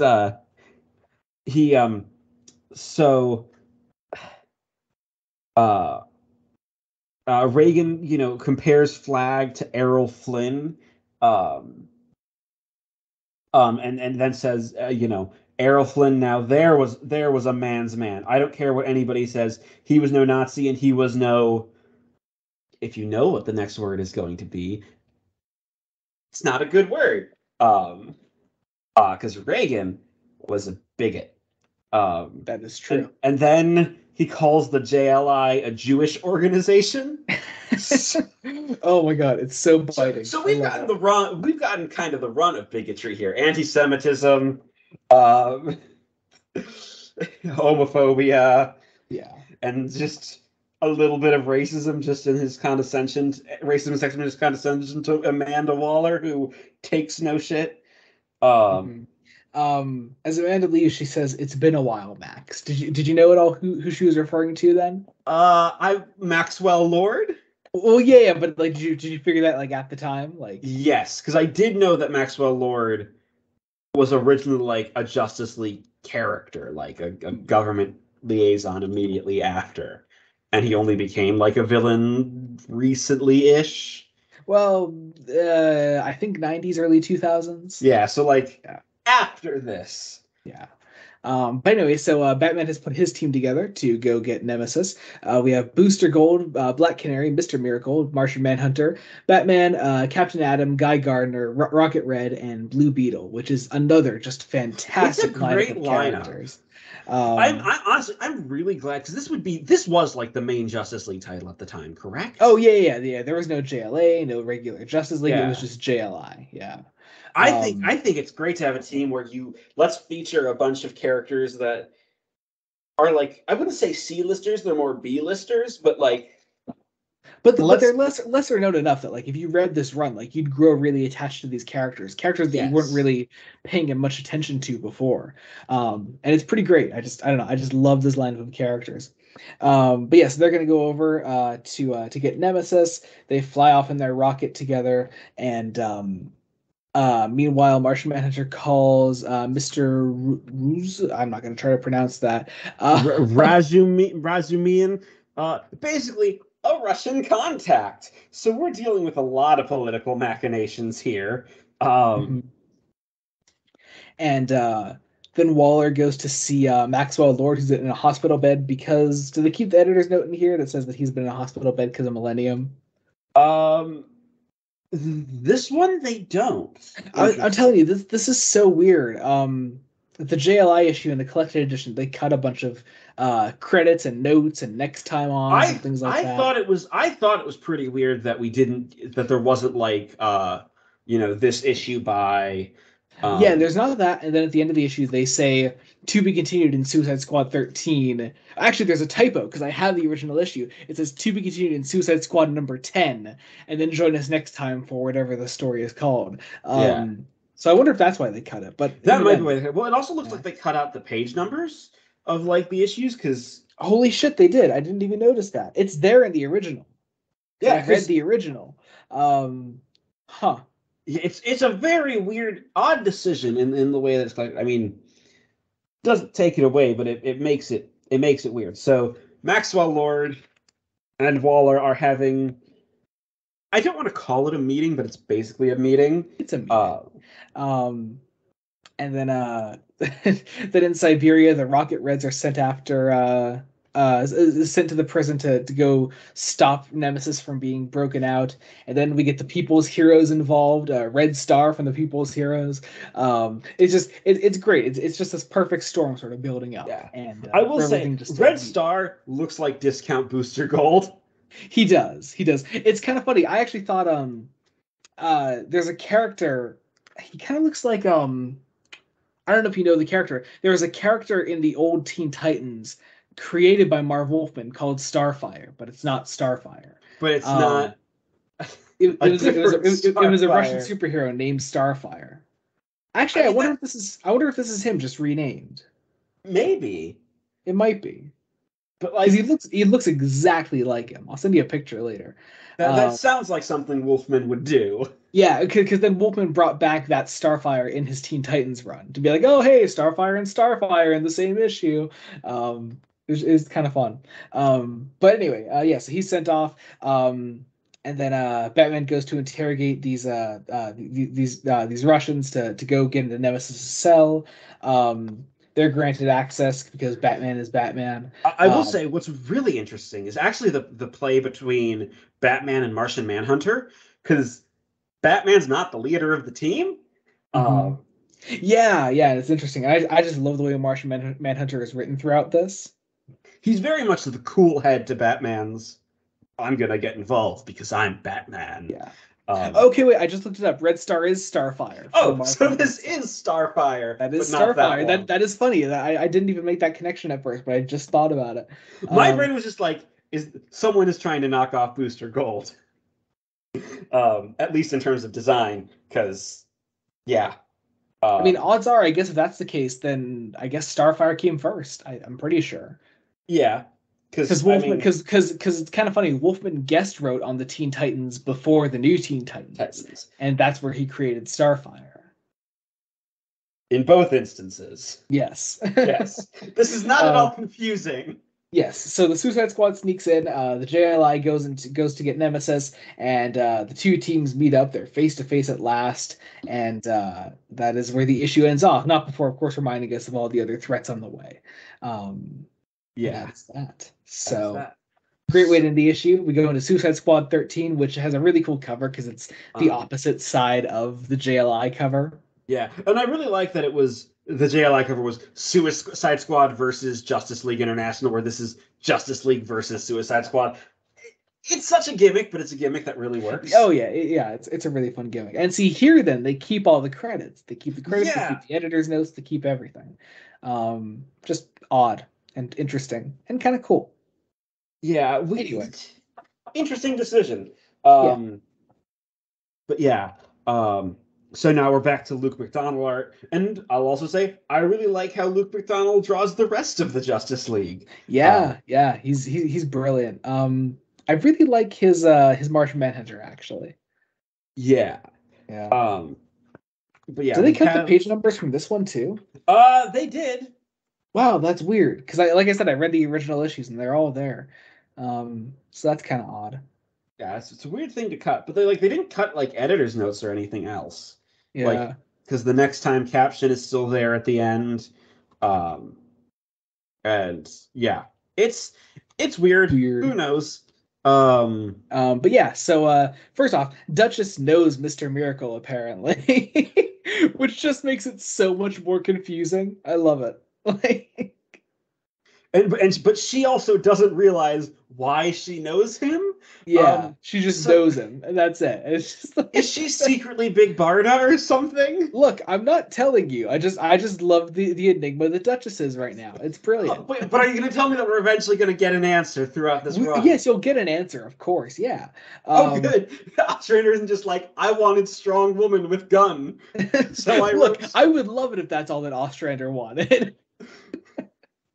Here's the thing, now that I have a visual frame of reference for Ostrander because of the Suicide Squad, I imagine him that's right. Yeah, he's in the Suicide Squad. He has he puts the neck bombs in, right? Yeah, and he has one line, and it's great. Oh, he's so good. Anyway, but yeah, so fight breaks out pretty much immediately. I do love this bit where Batman like basically taunts Deadshot, and Deadshot's like, nope, fuck it, I'm not dealing with this.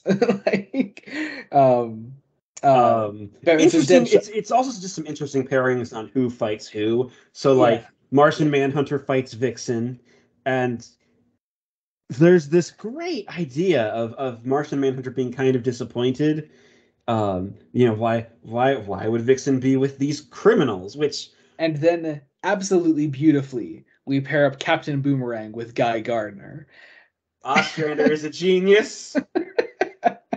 It's so funny, and Guy Gardner's just fucking with Boomerang the whole time. Like, it's so funny. I'm on Guy's side, right? Only because unlike Guy, like it's really funny to watch Boomerang suffer. Like, yes, it's great. It really is. Nightshade hides with Captain Atom, and because they're apparently dating. They're dating, and you know what? I was hoping with the Nightshade Odyssey that comes up, like that 3 arc, we might actually get a follow-up to this with Captain Atom and like explore that relationship, and we don't, and that's kind of a shame. We don't. Well, it's kind of funny. The Nightshade Odyssey is a much shorter story than the fact that it takes up 4 issues would have you believe. It really is. It's but anyway, Batman and Flag face off here, and I like their ideological opposition to each other. Like, yeah, because they're both acting very irrationally right now. Yes, and neither of them realize it, and so they just start to take it out on each other. And it makes for a really interesting conflict there, I think. Blue Beetle is fighting Duchess. And Deadshot is taking on Mr. Miracle, and Black Canary is fighting Bronze Tiger, and it's just it's a really, really fun action sequence. And then again, beautifully, we pair up Javelin with Booster Gold. And Javelin is just very ineffective. Yeah. Like, he's another... It almost sounds like, in this Frank Miller-ass dialogue, I'm the Javelin, damn it! I've taken on Green Lantern. And lost, like now. No offense, buddy, but you're just not in my league. Why not just lie down and accept defeat gracefully? I hope we eventually get to read, like, something where Booster Gold is the main character. Oh, Booster Gold is such a fun character. We'll totally read something with him someday. Even if it's just like this run of Justice League. Oh my god, I would love to read this JLI with you. I haven't read the whole thing, but like I've always meant to get around to it because it tied in with a lot of titles at the time. So I've read like a fair few issues from it. So, but I've always this is the same one that eventually becomes just regular Justice League, and at issue 75. Yeah, and the one that like would help out Superman for Death of Superman. Yeah. Which is so cool. I love that. So you've seen this team already, technically. Yes. Though it's just a fair few different members. Meanwhile, Waller and Maxwell Lord are still being bastards to each other. Waller literally like puts pressure on Lord's leg or on his foot that's like broken or something. Yeah, I think. And she looks so happy while she's doing it. Like... right. Yeah. Meanwhile, Red Star and the rest of the People's Heroes now are also on their way towards the prison. The fight between the JLI and the Suicide Squad continues. I do like the transition from the Blue Beetle Duchess fight into the Captain Atom Nightshade love affair. You mean their totally real fight, you guys? It's definitely so funny. 100% like it's kind of adorable, isn't it? It's why I want to see more of these two as a couple. Like, Ostrander, give me this, please. I love how like Blue Beetle literally hurts himself trying to hit Duchess. Yes. We get this nice little scene of Vixen like moralizing with John Jones about why she's with the Squad, and him actually understanding in the end. Like it's a nice moment. Yeah. I love this dialogue. The difference between you and some of them, Mari, is your remorse. They kill without it, and that's what makes them dangerous. You're fierce and capable of killing. You always were, and you always guarded against that instinct. You slipped once. That does not make you like them. I know you too well to think that of you. Vixen's a character who I feel like very much could lead her own solo book. Like, I think she has a few times actually. I could be wrong, but I'm pretty sure she's at least had like a mini series or two. But anyway, Rocket gets Nemesis out of his cell. Fight continues. Guy Gardner wraps up Boomerang in like this in a construct, and just this fun moment. Deadshot actually does pin down Mr. Miracle, which is kind of fun. But Bronze Tiger comes in and stops him from killing Miracle, and everyone has sort of made up. There's this sort of like ceasefire call between the two teams, and meanwhile Batman and Rick are still just wailing on each other. And it's so brutal. Like it's drawn just as brutal as the moment actually is. And the idea being that both of their controls have snapped, which is, again, if you're reading this with the idea of the Killing Joke in mind, just adds so much more to that. Yeah. Totally. 1988 was not a good year for Batman. Like, right? As a person, like he's just continually beaten. It's horrible. But yeah, Flag and Batman are pulled off each other by their fellow teammates, and the fighting is ended.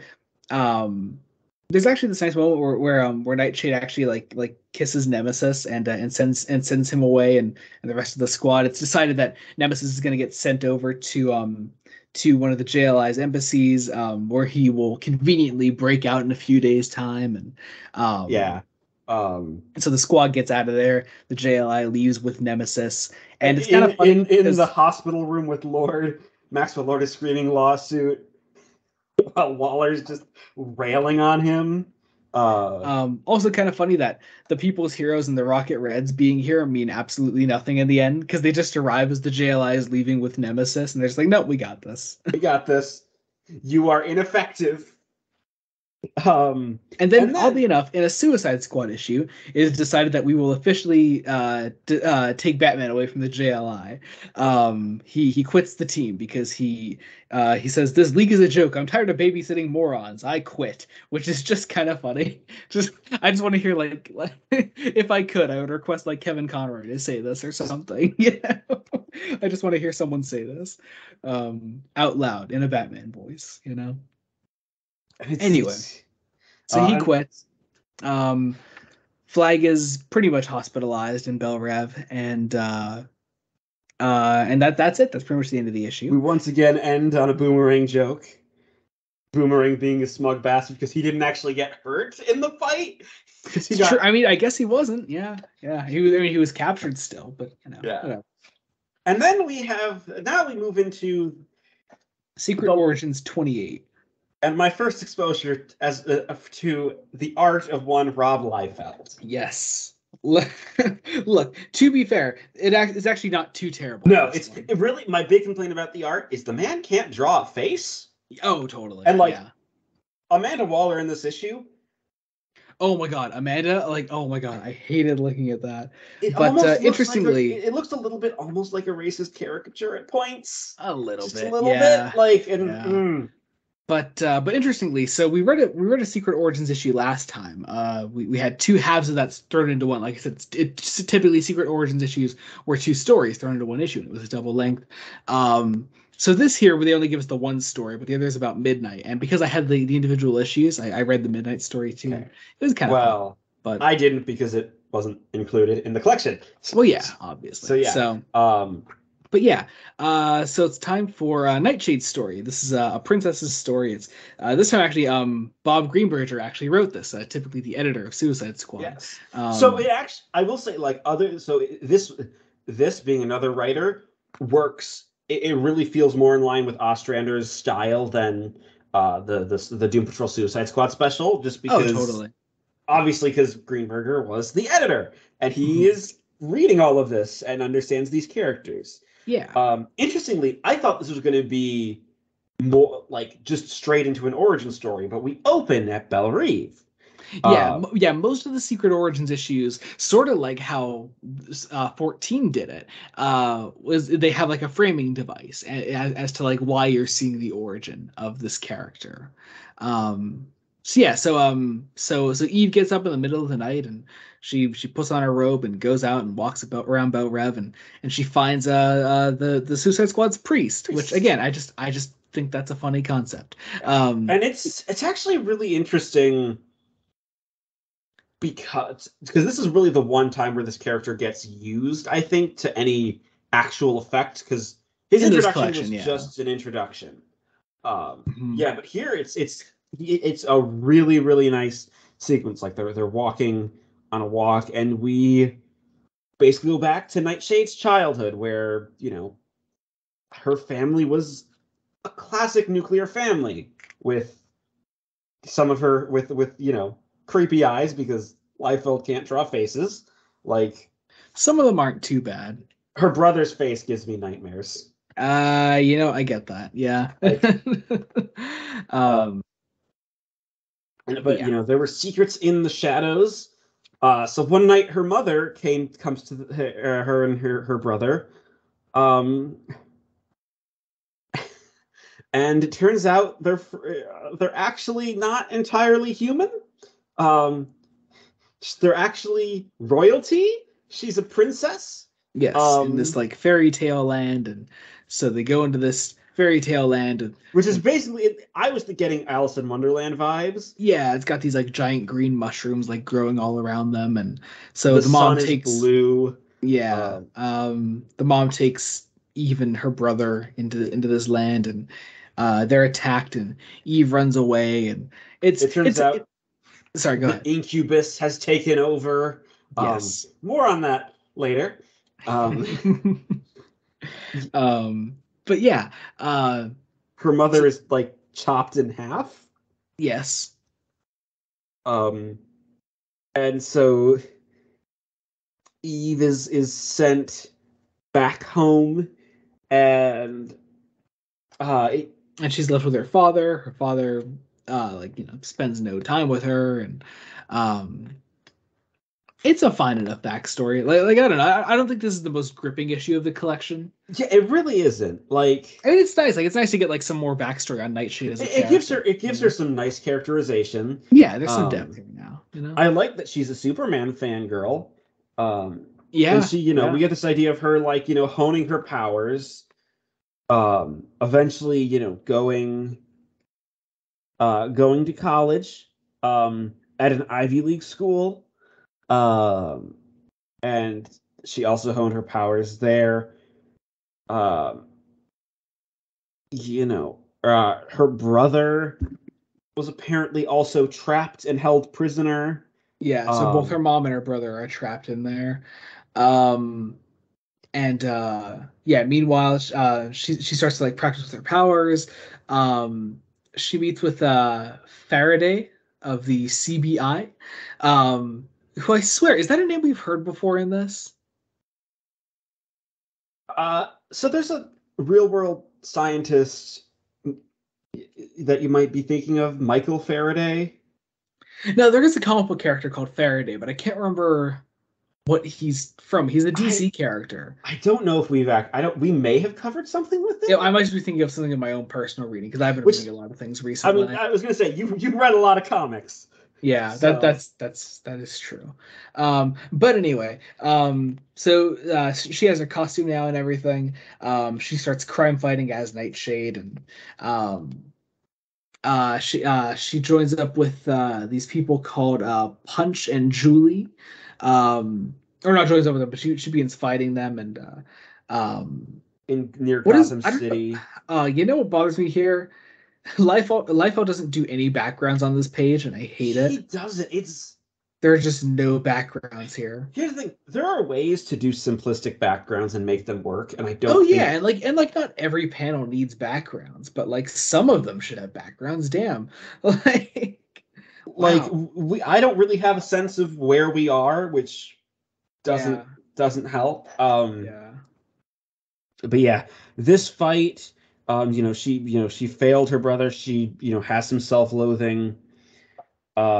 She's then approached by Amanda Waller, who is drawn horribly. Yeah. So horribly.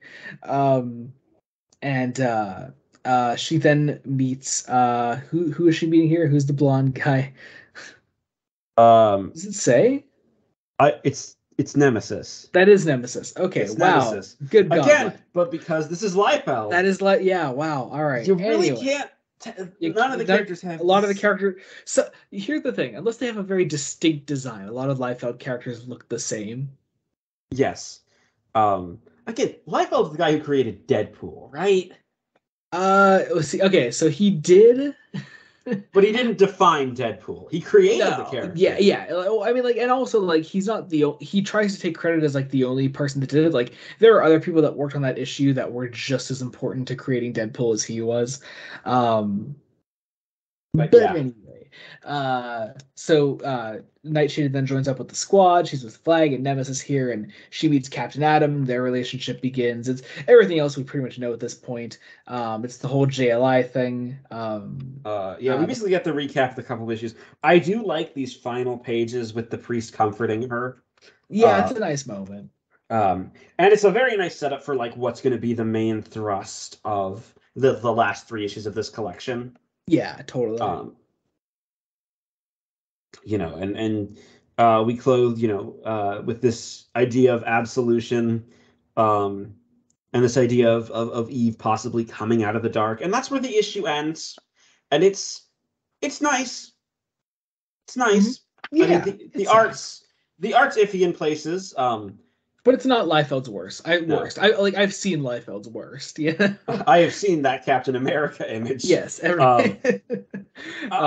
also glad that they didn't try to stretch that Secret Origins kept the 2-story format, and they didn't try to stretch this story to 40 pages. Yeah. Oh yeah. Well, that's the thing. That's the only reason they did it in Secret Origins 14 is because they were telling like 2 separate stories. Yeah, and it was a bigger story in general. Like.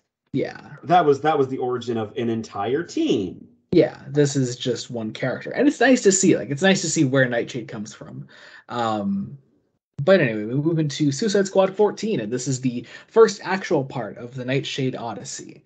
And we go into this. Lou Matano on art again. I just love the way he draws Amanda Waller. He's brilliant. She's stomping down this hall. She's going over to meet with the president again, because that's all Amanda Waller does, really. Yes. She's meeting with Ronald Reagan, and we're poking more fun at Reagan, and it's great. As well as Senator Joe Cray, because this whole idea is that the Suicide Squad is going to help Senator Cray get reelected. And okay, I love this idea of just placing Waller so much against Reagan, and it really shows here just how well that works. Because Reagan has allied himself with Tolliver explicitly here, and Tolliver is using all this against Waller. Like Tolliver is forcing her to use the squad to help Craig get reelected. And if she doesn't go through with it, then Tolliver is going to be made leader of the squad, and Waller obviously does not want that because Tolliver is just going to get them killed, like he almost has multiple times now. And yeah, that's that. That's pretty much all that scene is. But let's see. We go back over to Russia again for some reason. It's the JLI Russian embassy. Oh, that's right. Yeah, we're catching up with Nemesis. Yeah. Yeah. Mainly the fact that Nemesis, has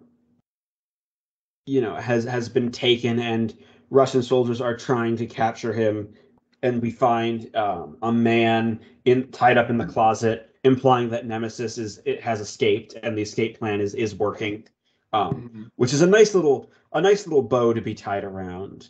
Yeah. But what's especially interesting is that these first 7 pages are all stuff that isn't going to be resolved in the next couple of issues. This is not setting up the Nightshade Odyssey at all. But it's really, really good and really important to have it. Especially since of where the Nightshade Odyssey goes. Because it goes to some weird places. But anyway, we're back at Bellerive. Economos is talking with June, Ben, and Flo here, right? And Waller comes in with just pissed off in general. She goes over to her office. Defeated. Oh yeah. She goes over to her office. Ben goes to talk to her. And also one thing we forgot to mention when we talked about Secret Origins 28 is that we learned that at some point Nightshade joined the squad on the condition that she would eventually be able to go find her brother and get that resolved and stop the incubus. And so that is what we're following up on here, that we're giving Nightshade that promise now that she's going to be able to go over and find her brother again. Which is mainly because Waller is losing control and she wants to make good on her promises before she completely loses all of her power. Yeah. Which, again, such a good insight into who Amanda Waller is as a character and what makes her tick. Oh, totally. We also get a follow-up then on the last issue of the last collection of Deadshot talking to... before this, Ben and Waller get this scene that I think is a really interesting exploration of sort of the structural racism of America as we take our 2 black characters and have them both be essentially victimized by a system that even one of them has actual power in. I just think it's a really interesting thing, and Ostrander understands sort of the pulse of racism in America circa 1988, as well as where racism goes from that point. But then we have this nice then we have the Deadshot thing. We get to follow up on personal files from last collection, and all that happens at the end is just Deadshot yells at Dr. Hers and leaves, and that's all that is. We then start getting people gathered up for the Nightshade mission. Ben goes out drinking with Boomerang in this really great scene where Boomerang is aware that all Ben is doing is trying to get him drunk, but he still keeps drinking anyway. Yeah. And I think it's implied that Ben slips something into his drink. Oh, totally. To get him to just pass out. Because then they go over to Nightshade, and Nightshade's going to open this portal to get them into where they need to go. So our team here is Nightshade, Deadshot, Bronze Tiger, Boomerang, Duchess, and Vixen. And Enchantress. And June, yeah. And I just like that Bronze Tiger is holding up Boomerang. he's still passed out. Yeah. And they take him through this portal, and Ben's still holding him up by the shoulder. His hat falls off at one point. But yeah, and then we go in, and McDonald just gets to fucking go nuts with his artwork. We're back in this fairy tale land, and it has been completely warped. All the trees look like they have faces, and they're all withered, and the sky is this it looks yellow like and it red almost looks like skull. nooses are hanging from some of them, or The possibly sun, the sun is black. Like it is absolutely insane. These big pillars of faces on them rise out of the ground. June starts to go crazy because she feels the power of this place. They get sent to this temple here where Boomerang is still asleep. Still asleep, yes. and and they find this guy like sitting in a chair at the head of this temple. He explodes. Like it's absolutely insane. And then a bunch of the squad members get like held up to these pillars. They're like their arms are held here. They're basically being crucified. And then they are greeted by Eve's sister. Eve's brother. Eve's brother.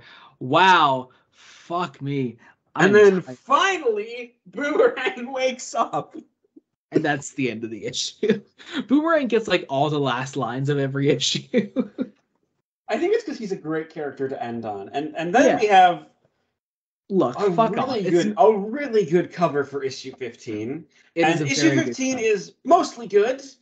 It is. I thought you said you didn't like it, you bastard. I didn't like that one big plot point. Because we'll get to it. We'll get there. Anyway, so we open literally exactly where we left off. Like it's pretty much a recreation of the last panel from the last issue. So this is the Nightshade dimension. You may call it hell. We start with Boomerang's perspective. I love the second page here, just how it's structured and everything. Boomerang says, Boomerang's like yelling at Bronze. He's like, "You got me drunk, and shanghaied me on this daft mission to save Eve Bloody Eden's Drongo brother from a stinker called the Incubus."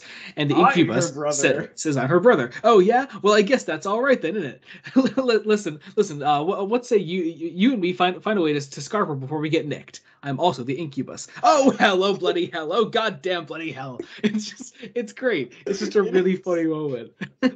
Boomerang gets all the funny moments. He does. He's such a lovely character. I love him. It's such a shame what happens in the Suicide Squad. Right? Just anyway.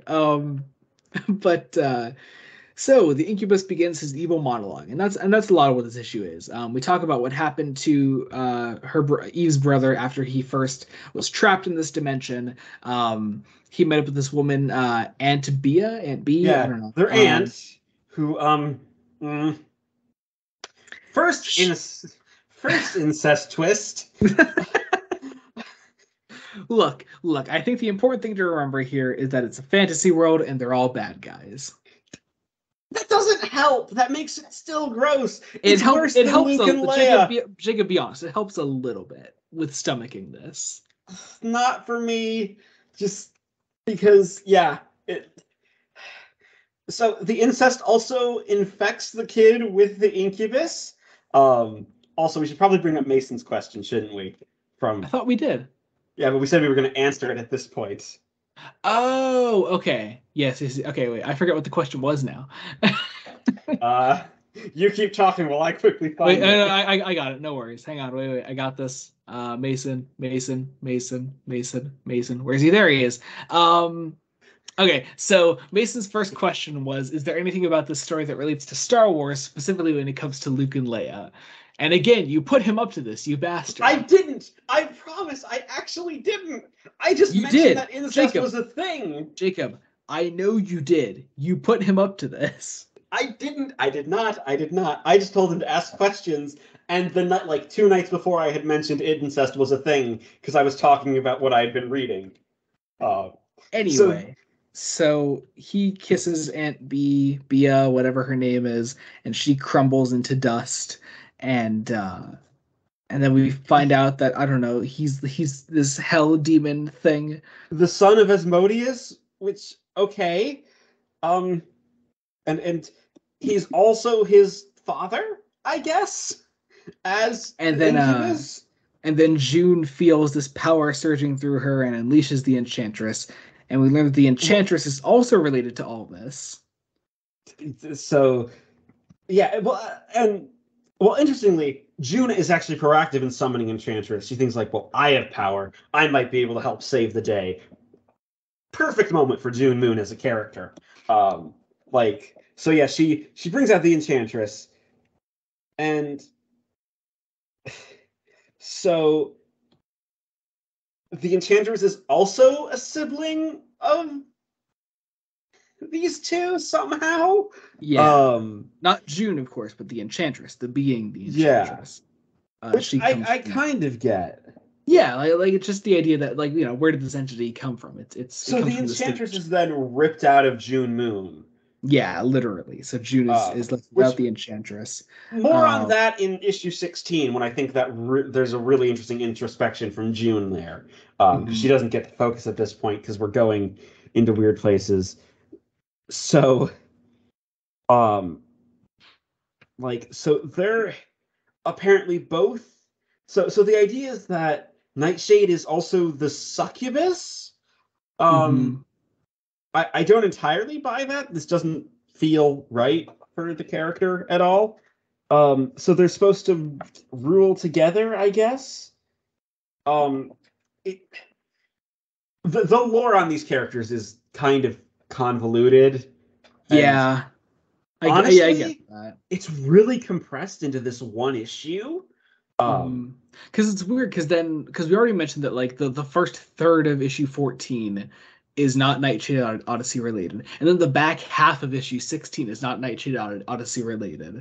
So you really only have like not even a full like 2 issues to actually tell this story. Which is why it felt like the overall trade collection maybe shouldn't be called the Nightshade Odyssey. Yeah, but I disagree because the 3 issues Nightshade are called the Nightshade Odyssey. And there's so much focus on Nightshade, which I get. It's weird. It's a weird decision. It is. Yeah. But yeah. So second incest twist. Duchess takes on all this like 3-headed dog thing, which is kind of cool. Yes. Sorry, go ahead. Yeah. Nightshade is about to be kissed, then Duchess breaks out and proves again why she's a great character despite you don't know anything about her, and that's all. It's perfect. Which allows everyone else to break out. Oh yeah, she shoots all of their braces off. So all, the rest of the squad like breaks off of their crucifix things. Vixen, her power also might be connected to this dimension. Or because somehow she's under the Incubus's control. Yeah, or at the very least, like it has depowered her totem. Boomerang is pathetically whining on the ground, which is great. Deadshot shoots the ground right in front of him to scare him out of it. And then the Incubus traps Nightshade, and we get the second incest kiss. Yeah, it's there. But anyway, the Duchess again fights off the silhouetted 3-headed dog thing. And the Incubus fights Nightshade. There's this cool little like I really like the artwork here of them actually using their powers to fight each other. And essentially all it does in the end is that Deadshot shoots the Incubus then, which then through the head. Opens up this big portal, and that's where the issue ends off. And again, Boomerang gets the last line of the issue, which is just him throwing up, and that's because remember he's also hungover. Yeah, but I don't know why Boomerang needed to be on this mission. Like he has contributed nothing. I think they just like to torture Captain Boomerang. Which is great. Like we already said, like that's just fun to watch. Can you really blame them for torturing him? He's a terrible person, and he deserves exactly. it. And that's the fun of it. But we go into the final issue of the collection then, Suicide Squad 16, and I'm sure this gave you so much hope going into this one, just seeing that they're throwing in a supposed character return on top of it all. Yeah. Interestingly, though, Bob Lewis is credited on the cover, but he's not. He didn't work on this issue. He didn't ink this issue. Oh, you're right. It was inked by one Malcolm Jones III. Which is really cool because he did a bunch of Sandman stuff. Yeah, he did. He took over main inking duties for early Sandman after Dringenberg moved to art, and then I think he also penciled some Sandman stuff at one point, maybe. Sandman has a lot of artists. Indeed, and Malcolm Jones III is one of them. Anyway, so they're falling through this portal.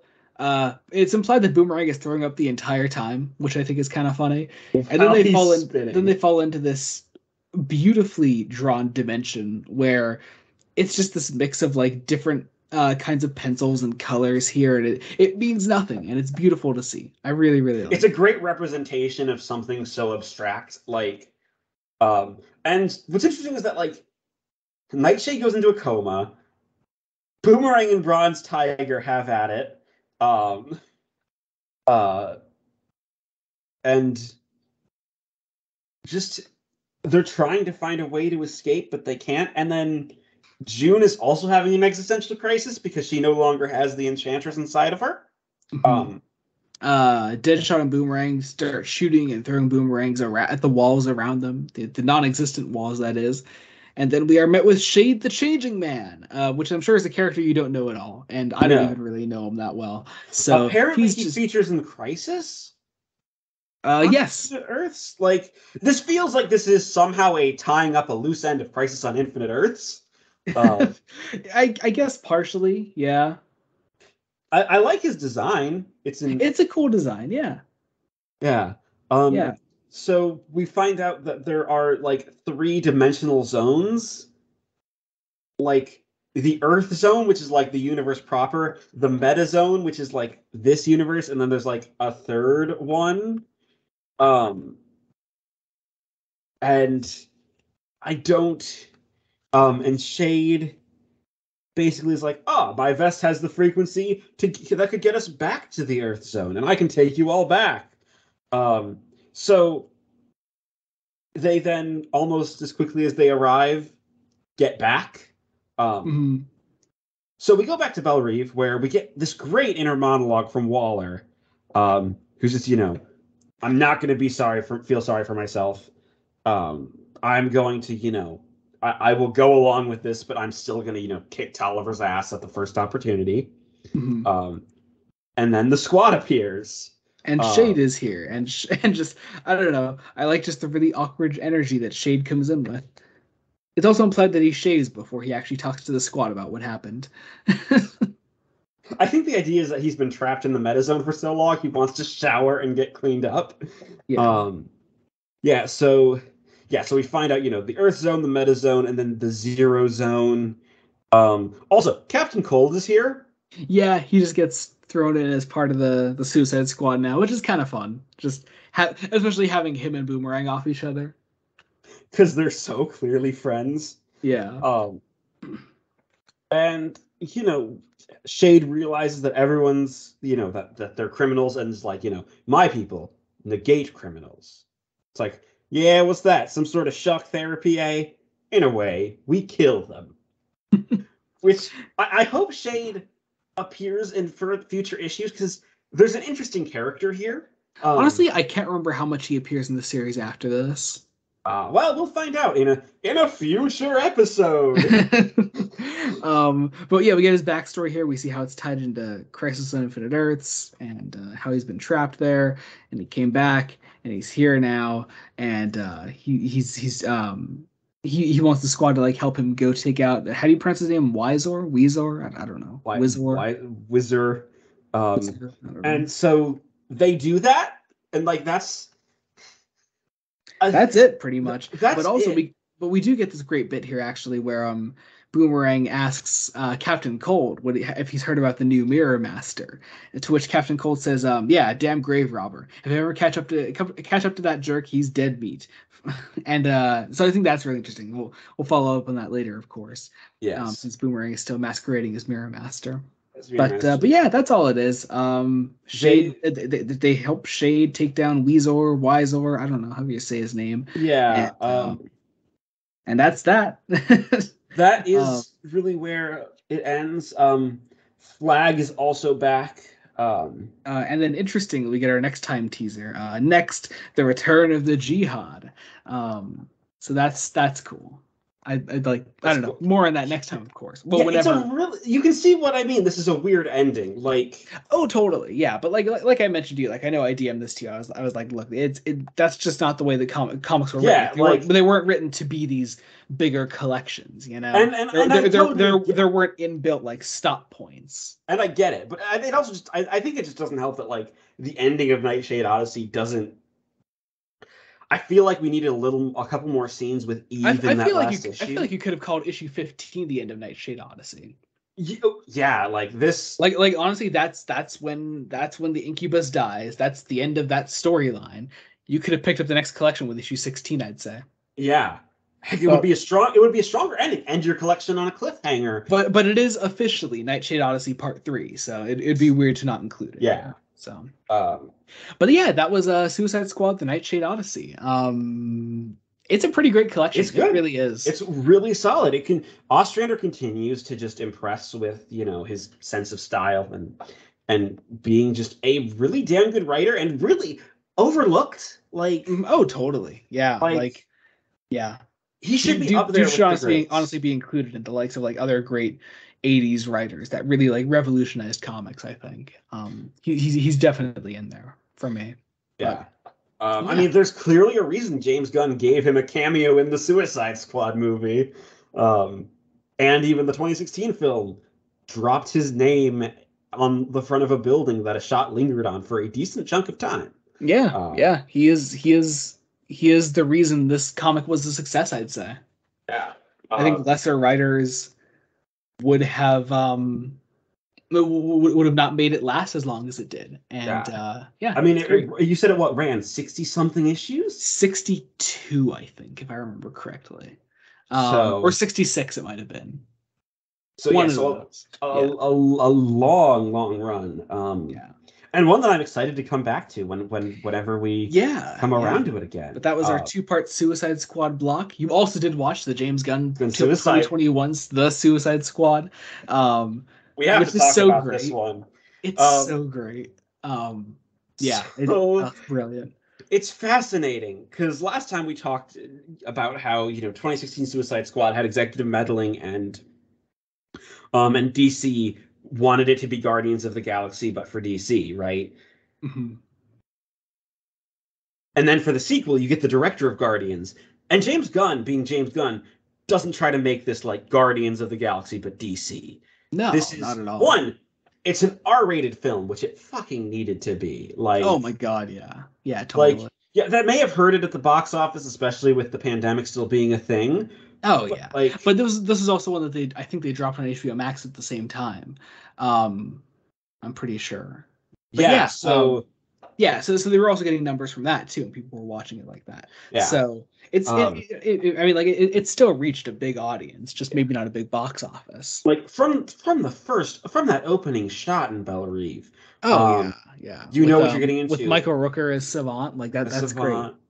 The fact that Savant deserts early on when all goes to shit and oh my god, and we were talking about the movie a bit before we started recording. I forgot to mention when we were talking about that the transitions, like or like the words, how the different ways they made them. Warner Brothers presents in Savant's blood, like I love when they spell out like Jotunheim with the different like pipes and things like on top of that building. Like I think that's brilliant. Also, they use really Jotunheim from the first arc there, so I think that's cool. Yeah. I watched the film on a voice call with a bunch of other people. I wish I was able to be there, but as you already know, I had to be at work at 6:30 this morning. So you were asleep. I could not be there. But how was that? It was an experience. I will say, I get why they kill off Captain Boomerang. Yeah, and it's to show that the film has stakes, as if killing off all the other characters in that scene wasn't enough. I mean, you need at least one returning character who's dead in that scene. And but they do kill off Rick Flag at the end, though, too. Yes, and I think that is really earned. Like, oh, totally. It is. I'm so glad that Joel Kinnaman got the chance to really play the character to sort of a full extent like this. in a film like this. Yeah. Where to really get to play Flag's inner turmoil, you know? Just the fact that the stakes of the mission are spelled out at the beginning of the film. Yep. Before anything's happened. You have all the characters introduced very well and very quickly. Margot Robbie steals every scene she's in. Viola Davis steals every scene she's in. There's a literal Deadpool. Oh yeah, okay. You did start messaging me on it before I was trying to fall asleep. And you said like you like the Deadpool, and I was like, okay, I can't wait to see like what you think of it, like when they actually do like pay that off, like when all the characters die at the beginning. It's like, okay, well they are paying each other then. They follow up on that joke. And what I like is that the movie is a funny movie, but I wouldn't call it a comedy. It's a very serious film. It's a black comedy. Yeah, black comedy, but I think people are afraid with. I tweeted out, and I don't know if you saw it. Watching the Suicide Squad just reaffirms my faith in James Gunn being the head of DC Studios. Like, oh, totally. I think he understands tone. Oh, definitely. And some people I know are trying to say Gunn is just going to make every film the Suicide Squad, and like if anything, the Suicide Squad is a sample platter of the different kinds of things he can do at DC. You made me feel really, really sympathetic towards a literal rat. Yeah. And Ratcatcher as a character, I love her. And also, I remember watching the film for the first time, and it took me until the second flashback with towards the end of the film to be like, is that fucking Taika Waititi? It is. As Ratcatcher 1? Which is the fun. film is just a star-studded cast. It is, yeah. He's great. Sylvester Stallone as King Shark is so much fun. I already asked you about the character before we started the call, but John Cena as Peacemaker. John Cena as Peacemaker is fascinating. Is both funny, charming, and fascinating. David Dastmalchian as Polka David Dot Man. Dastmalchian, yes, as Polka Dot Man. He's so fucking good. I love him. And Margot Robbie has her best scene. I think we talked about this before the call, where she's killing the Corto Maltese dictator. Yeah. After this, like that entire sequence, and just Gunn pulled off the joke of the team trying to in the middle of their rescue plan, and she just walks up behind. So what are you guys doing? And like, and she's so touched by the fact that they were going to rescue her. Like, I love that. It's so much fun. Also, just the amount of obscure DC characters that Gunn used in this. Calendar Man is in the film. Calendar Man. You love, like, it's a jokey role, but like I love the role that he played in it, just making fun of Polka Dot Man. I know we said John Ostrander is there, and also Mongal shows up. Like, she gets fucking murdered. Like, who we've talked about before on the podcast because she showed up in Green Lantern. And I love that. She's there. Like we said, Weasel is there, Thinker and Javelin, all whom showed up in this volume of the comic, which is great. And they all get murdered. And also interestingly, they sent Flag and Harley over with that first team. So Waller expected both of them to die. Yes. Which I like that little touch. Also, seeing Pete Davidson get blown up, it's just... Oh, like, no, not blown up. His face gets shot off. Like, his face is there, and then it's gone. And then it's not. It's perfect. I love it. It's so good. Such a great film. And Starro. I love the way the film did Starro. Yes. We use... Second film this year I've seen with Starro the Conqueror in it. That's true. You watched Battle of the Super Sons, didn't you? Yes. Yeah, that's great. Yeah. So it was honestly, I recommend everyone go watch this one. It's the more interesting of the Suicide Squad films. It's the more competently put together, and you're just gonna have a better time watching it. Yeah, and it's just structurally it's better, and just the fact that it's a very colorful film, like I could see colors, and it wasn't nice. Yeah. You gotta watch Peacemaker now. You have to watch Peacemaker. I do. It's so good. Anyway, all right. Are you ready? Yeah, I guess it's time to Wait, do we do our promotions first, then reveal? No, we reveal first, and then we reveal. Right, then we're revealing. Okay, all right, we're revealing. I should probably say what episode 34. My guesses were. I gotta know what you think episode 34. So going in, you knew that it was a Superman. I know we're doing a Superman story. Finally doing a Superman comic. So I have 3 guesses. All right. It's either going to be The Man of Steel by John Byrne, Superman for All Seasons, which I'm kind of hoping, or possibly All-Star Superman. It's probably going to be one of those 3. I have the book in front of me right now. I will tell you one of your guesses is correct. Okay. I'm looking at the reviews in the back here. If I were to tell you one of the reviews simply says maniacally brilliant, what do you think that would be? Oh, that's going to be All-Star Superman. That is All-Star Superman by Grant Morrison. Yes! Next time is All-Star Superman, and we will have a guest on it. A guest who has already read the book told Jacob that he absolutely loved it. Yes. So you're in for at least something good. And it's our first Grant Morrison comic. It's our first Grant Morrison comic. Yes. This is gonna be great. That likely brilliant review is from the New York Times, so that's fun. Anyway, but yeah, All-Star Superman. I'm so excited for you to read this. It's gonna be great. So, in the meantime, but until then, that'll be in 2 weeks from now. As always, we do podcasts every other week, so it really means a lot to us that you listen every time an episode comes out. It's really great. Yes, Anytime, be sure to follow us on Twitter. I am at Jomo with 3 underscores. He is at Newt5996. I'll leave those linked in the description below. You can go follow us there. To our link trees, I believe, our link trees. Doing. Yes, I almost forgot about that link tree. Because we don't know the state of Twitter, the ever-changing state of Twitter and social media, so you can find us there. You got to be careful with this thing. If you like this episode, please, leave a like on the YouTube video, or leave us a rating on your preferred podcast platforms. Follow us on iTunes, Spotify. Be sure to subscribe to Blood Donut on YouTube. That means a lot to us. Follow us wherever you see us in our link trees, wherever you're able to follow us. What else? I think that about does it. Right? Also, I will leave so the Nightshade Odyssey I'll leave linked in an Amazon link down in the description below, as well as the link to All-Star Superman that will be in the description as well. So that I think is about it, right? Yes, that covers it. All right, lovely. I guess that about does it. Until next time, this has been Joey Morgan and Jacob Licklider. Goodbye. Goodbye.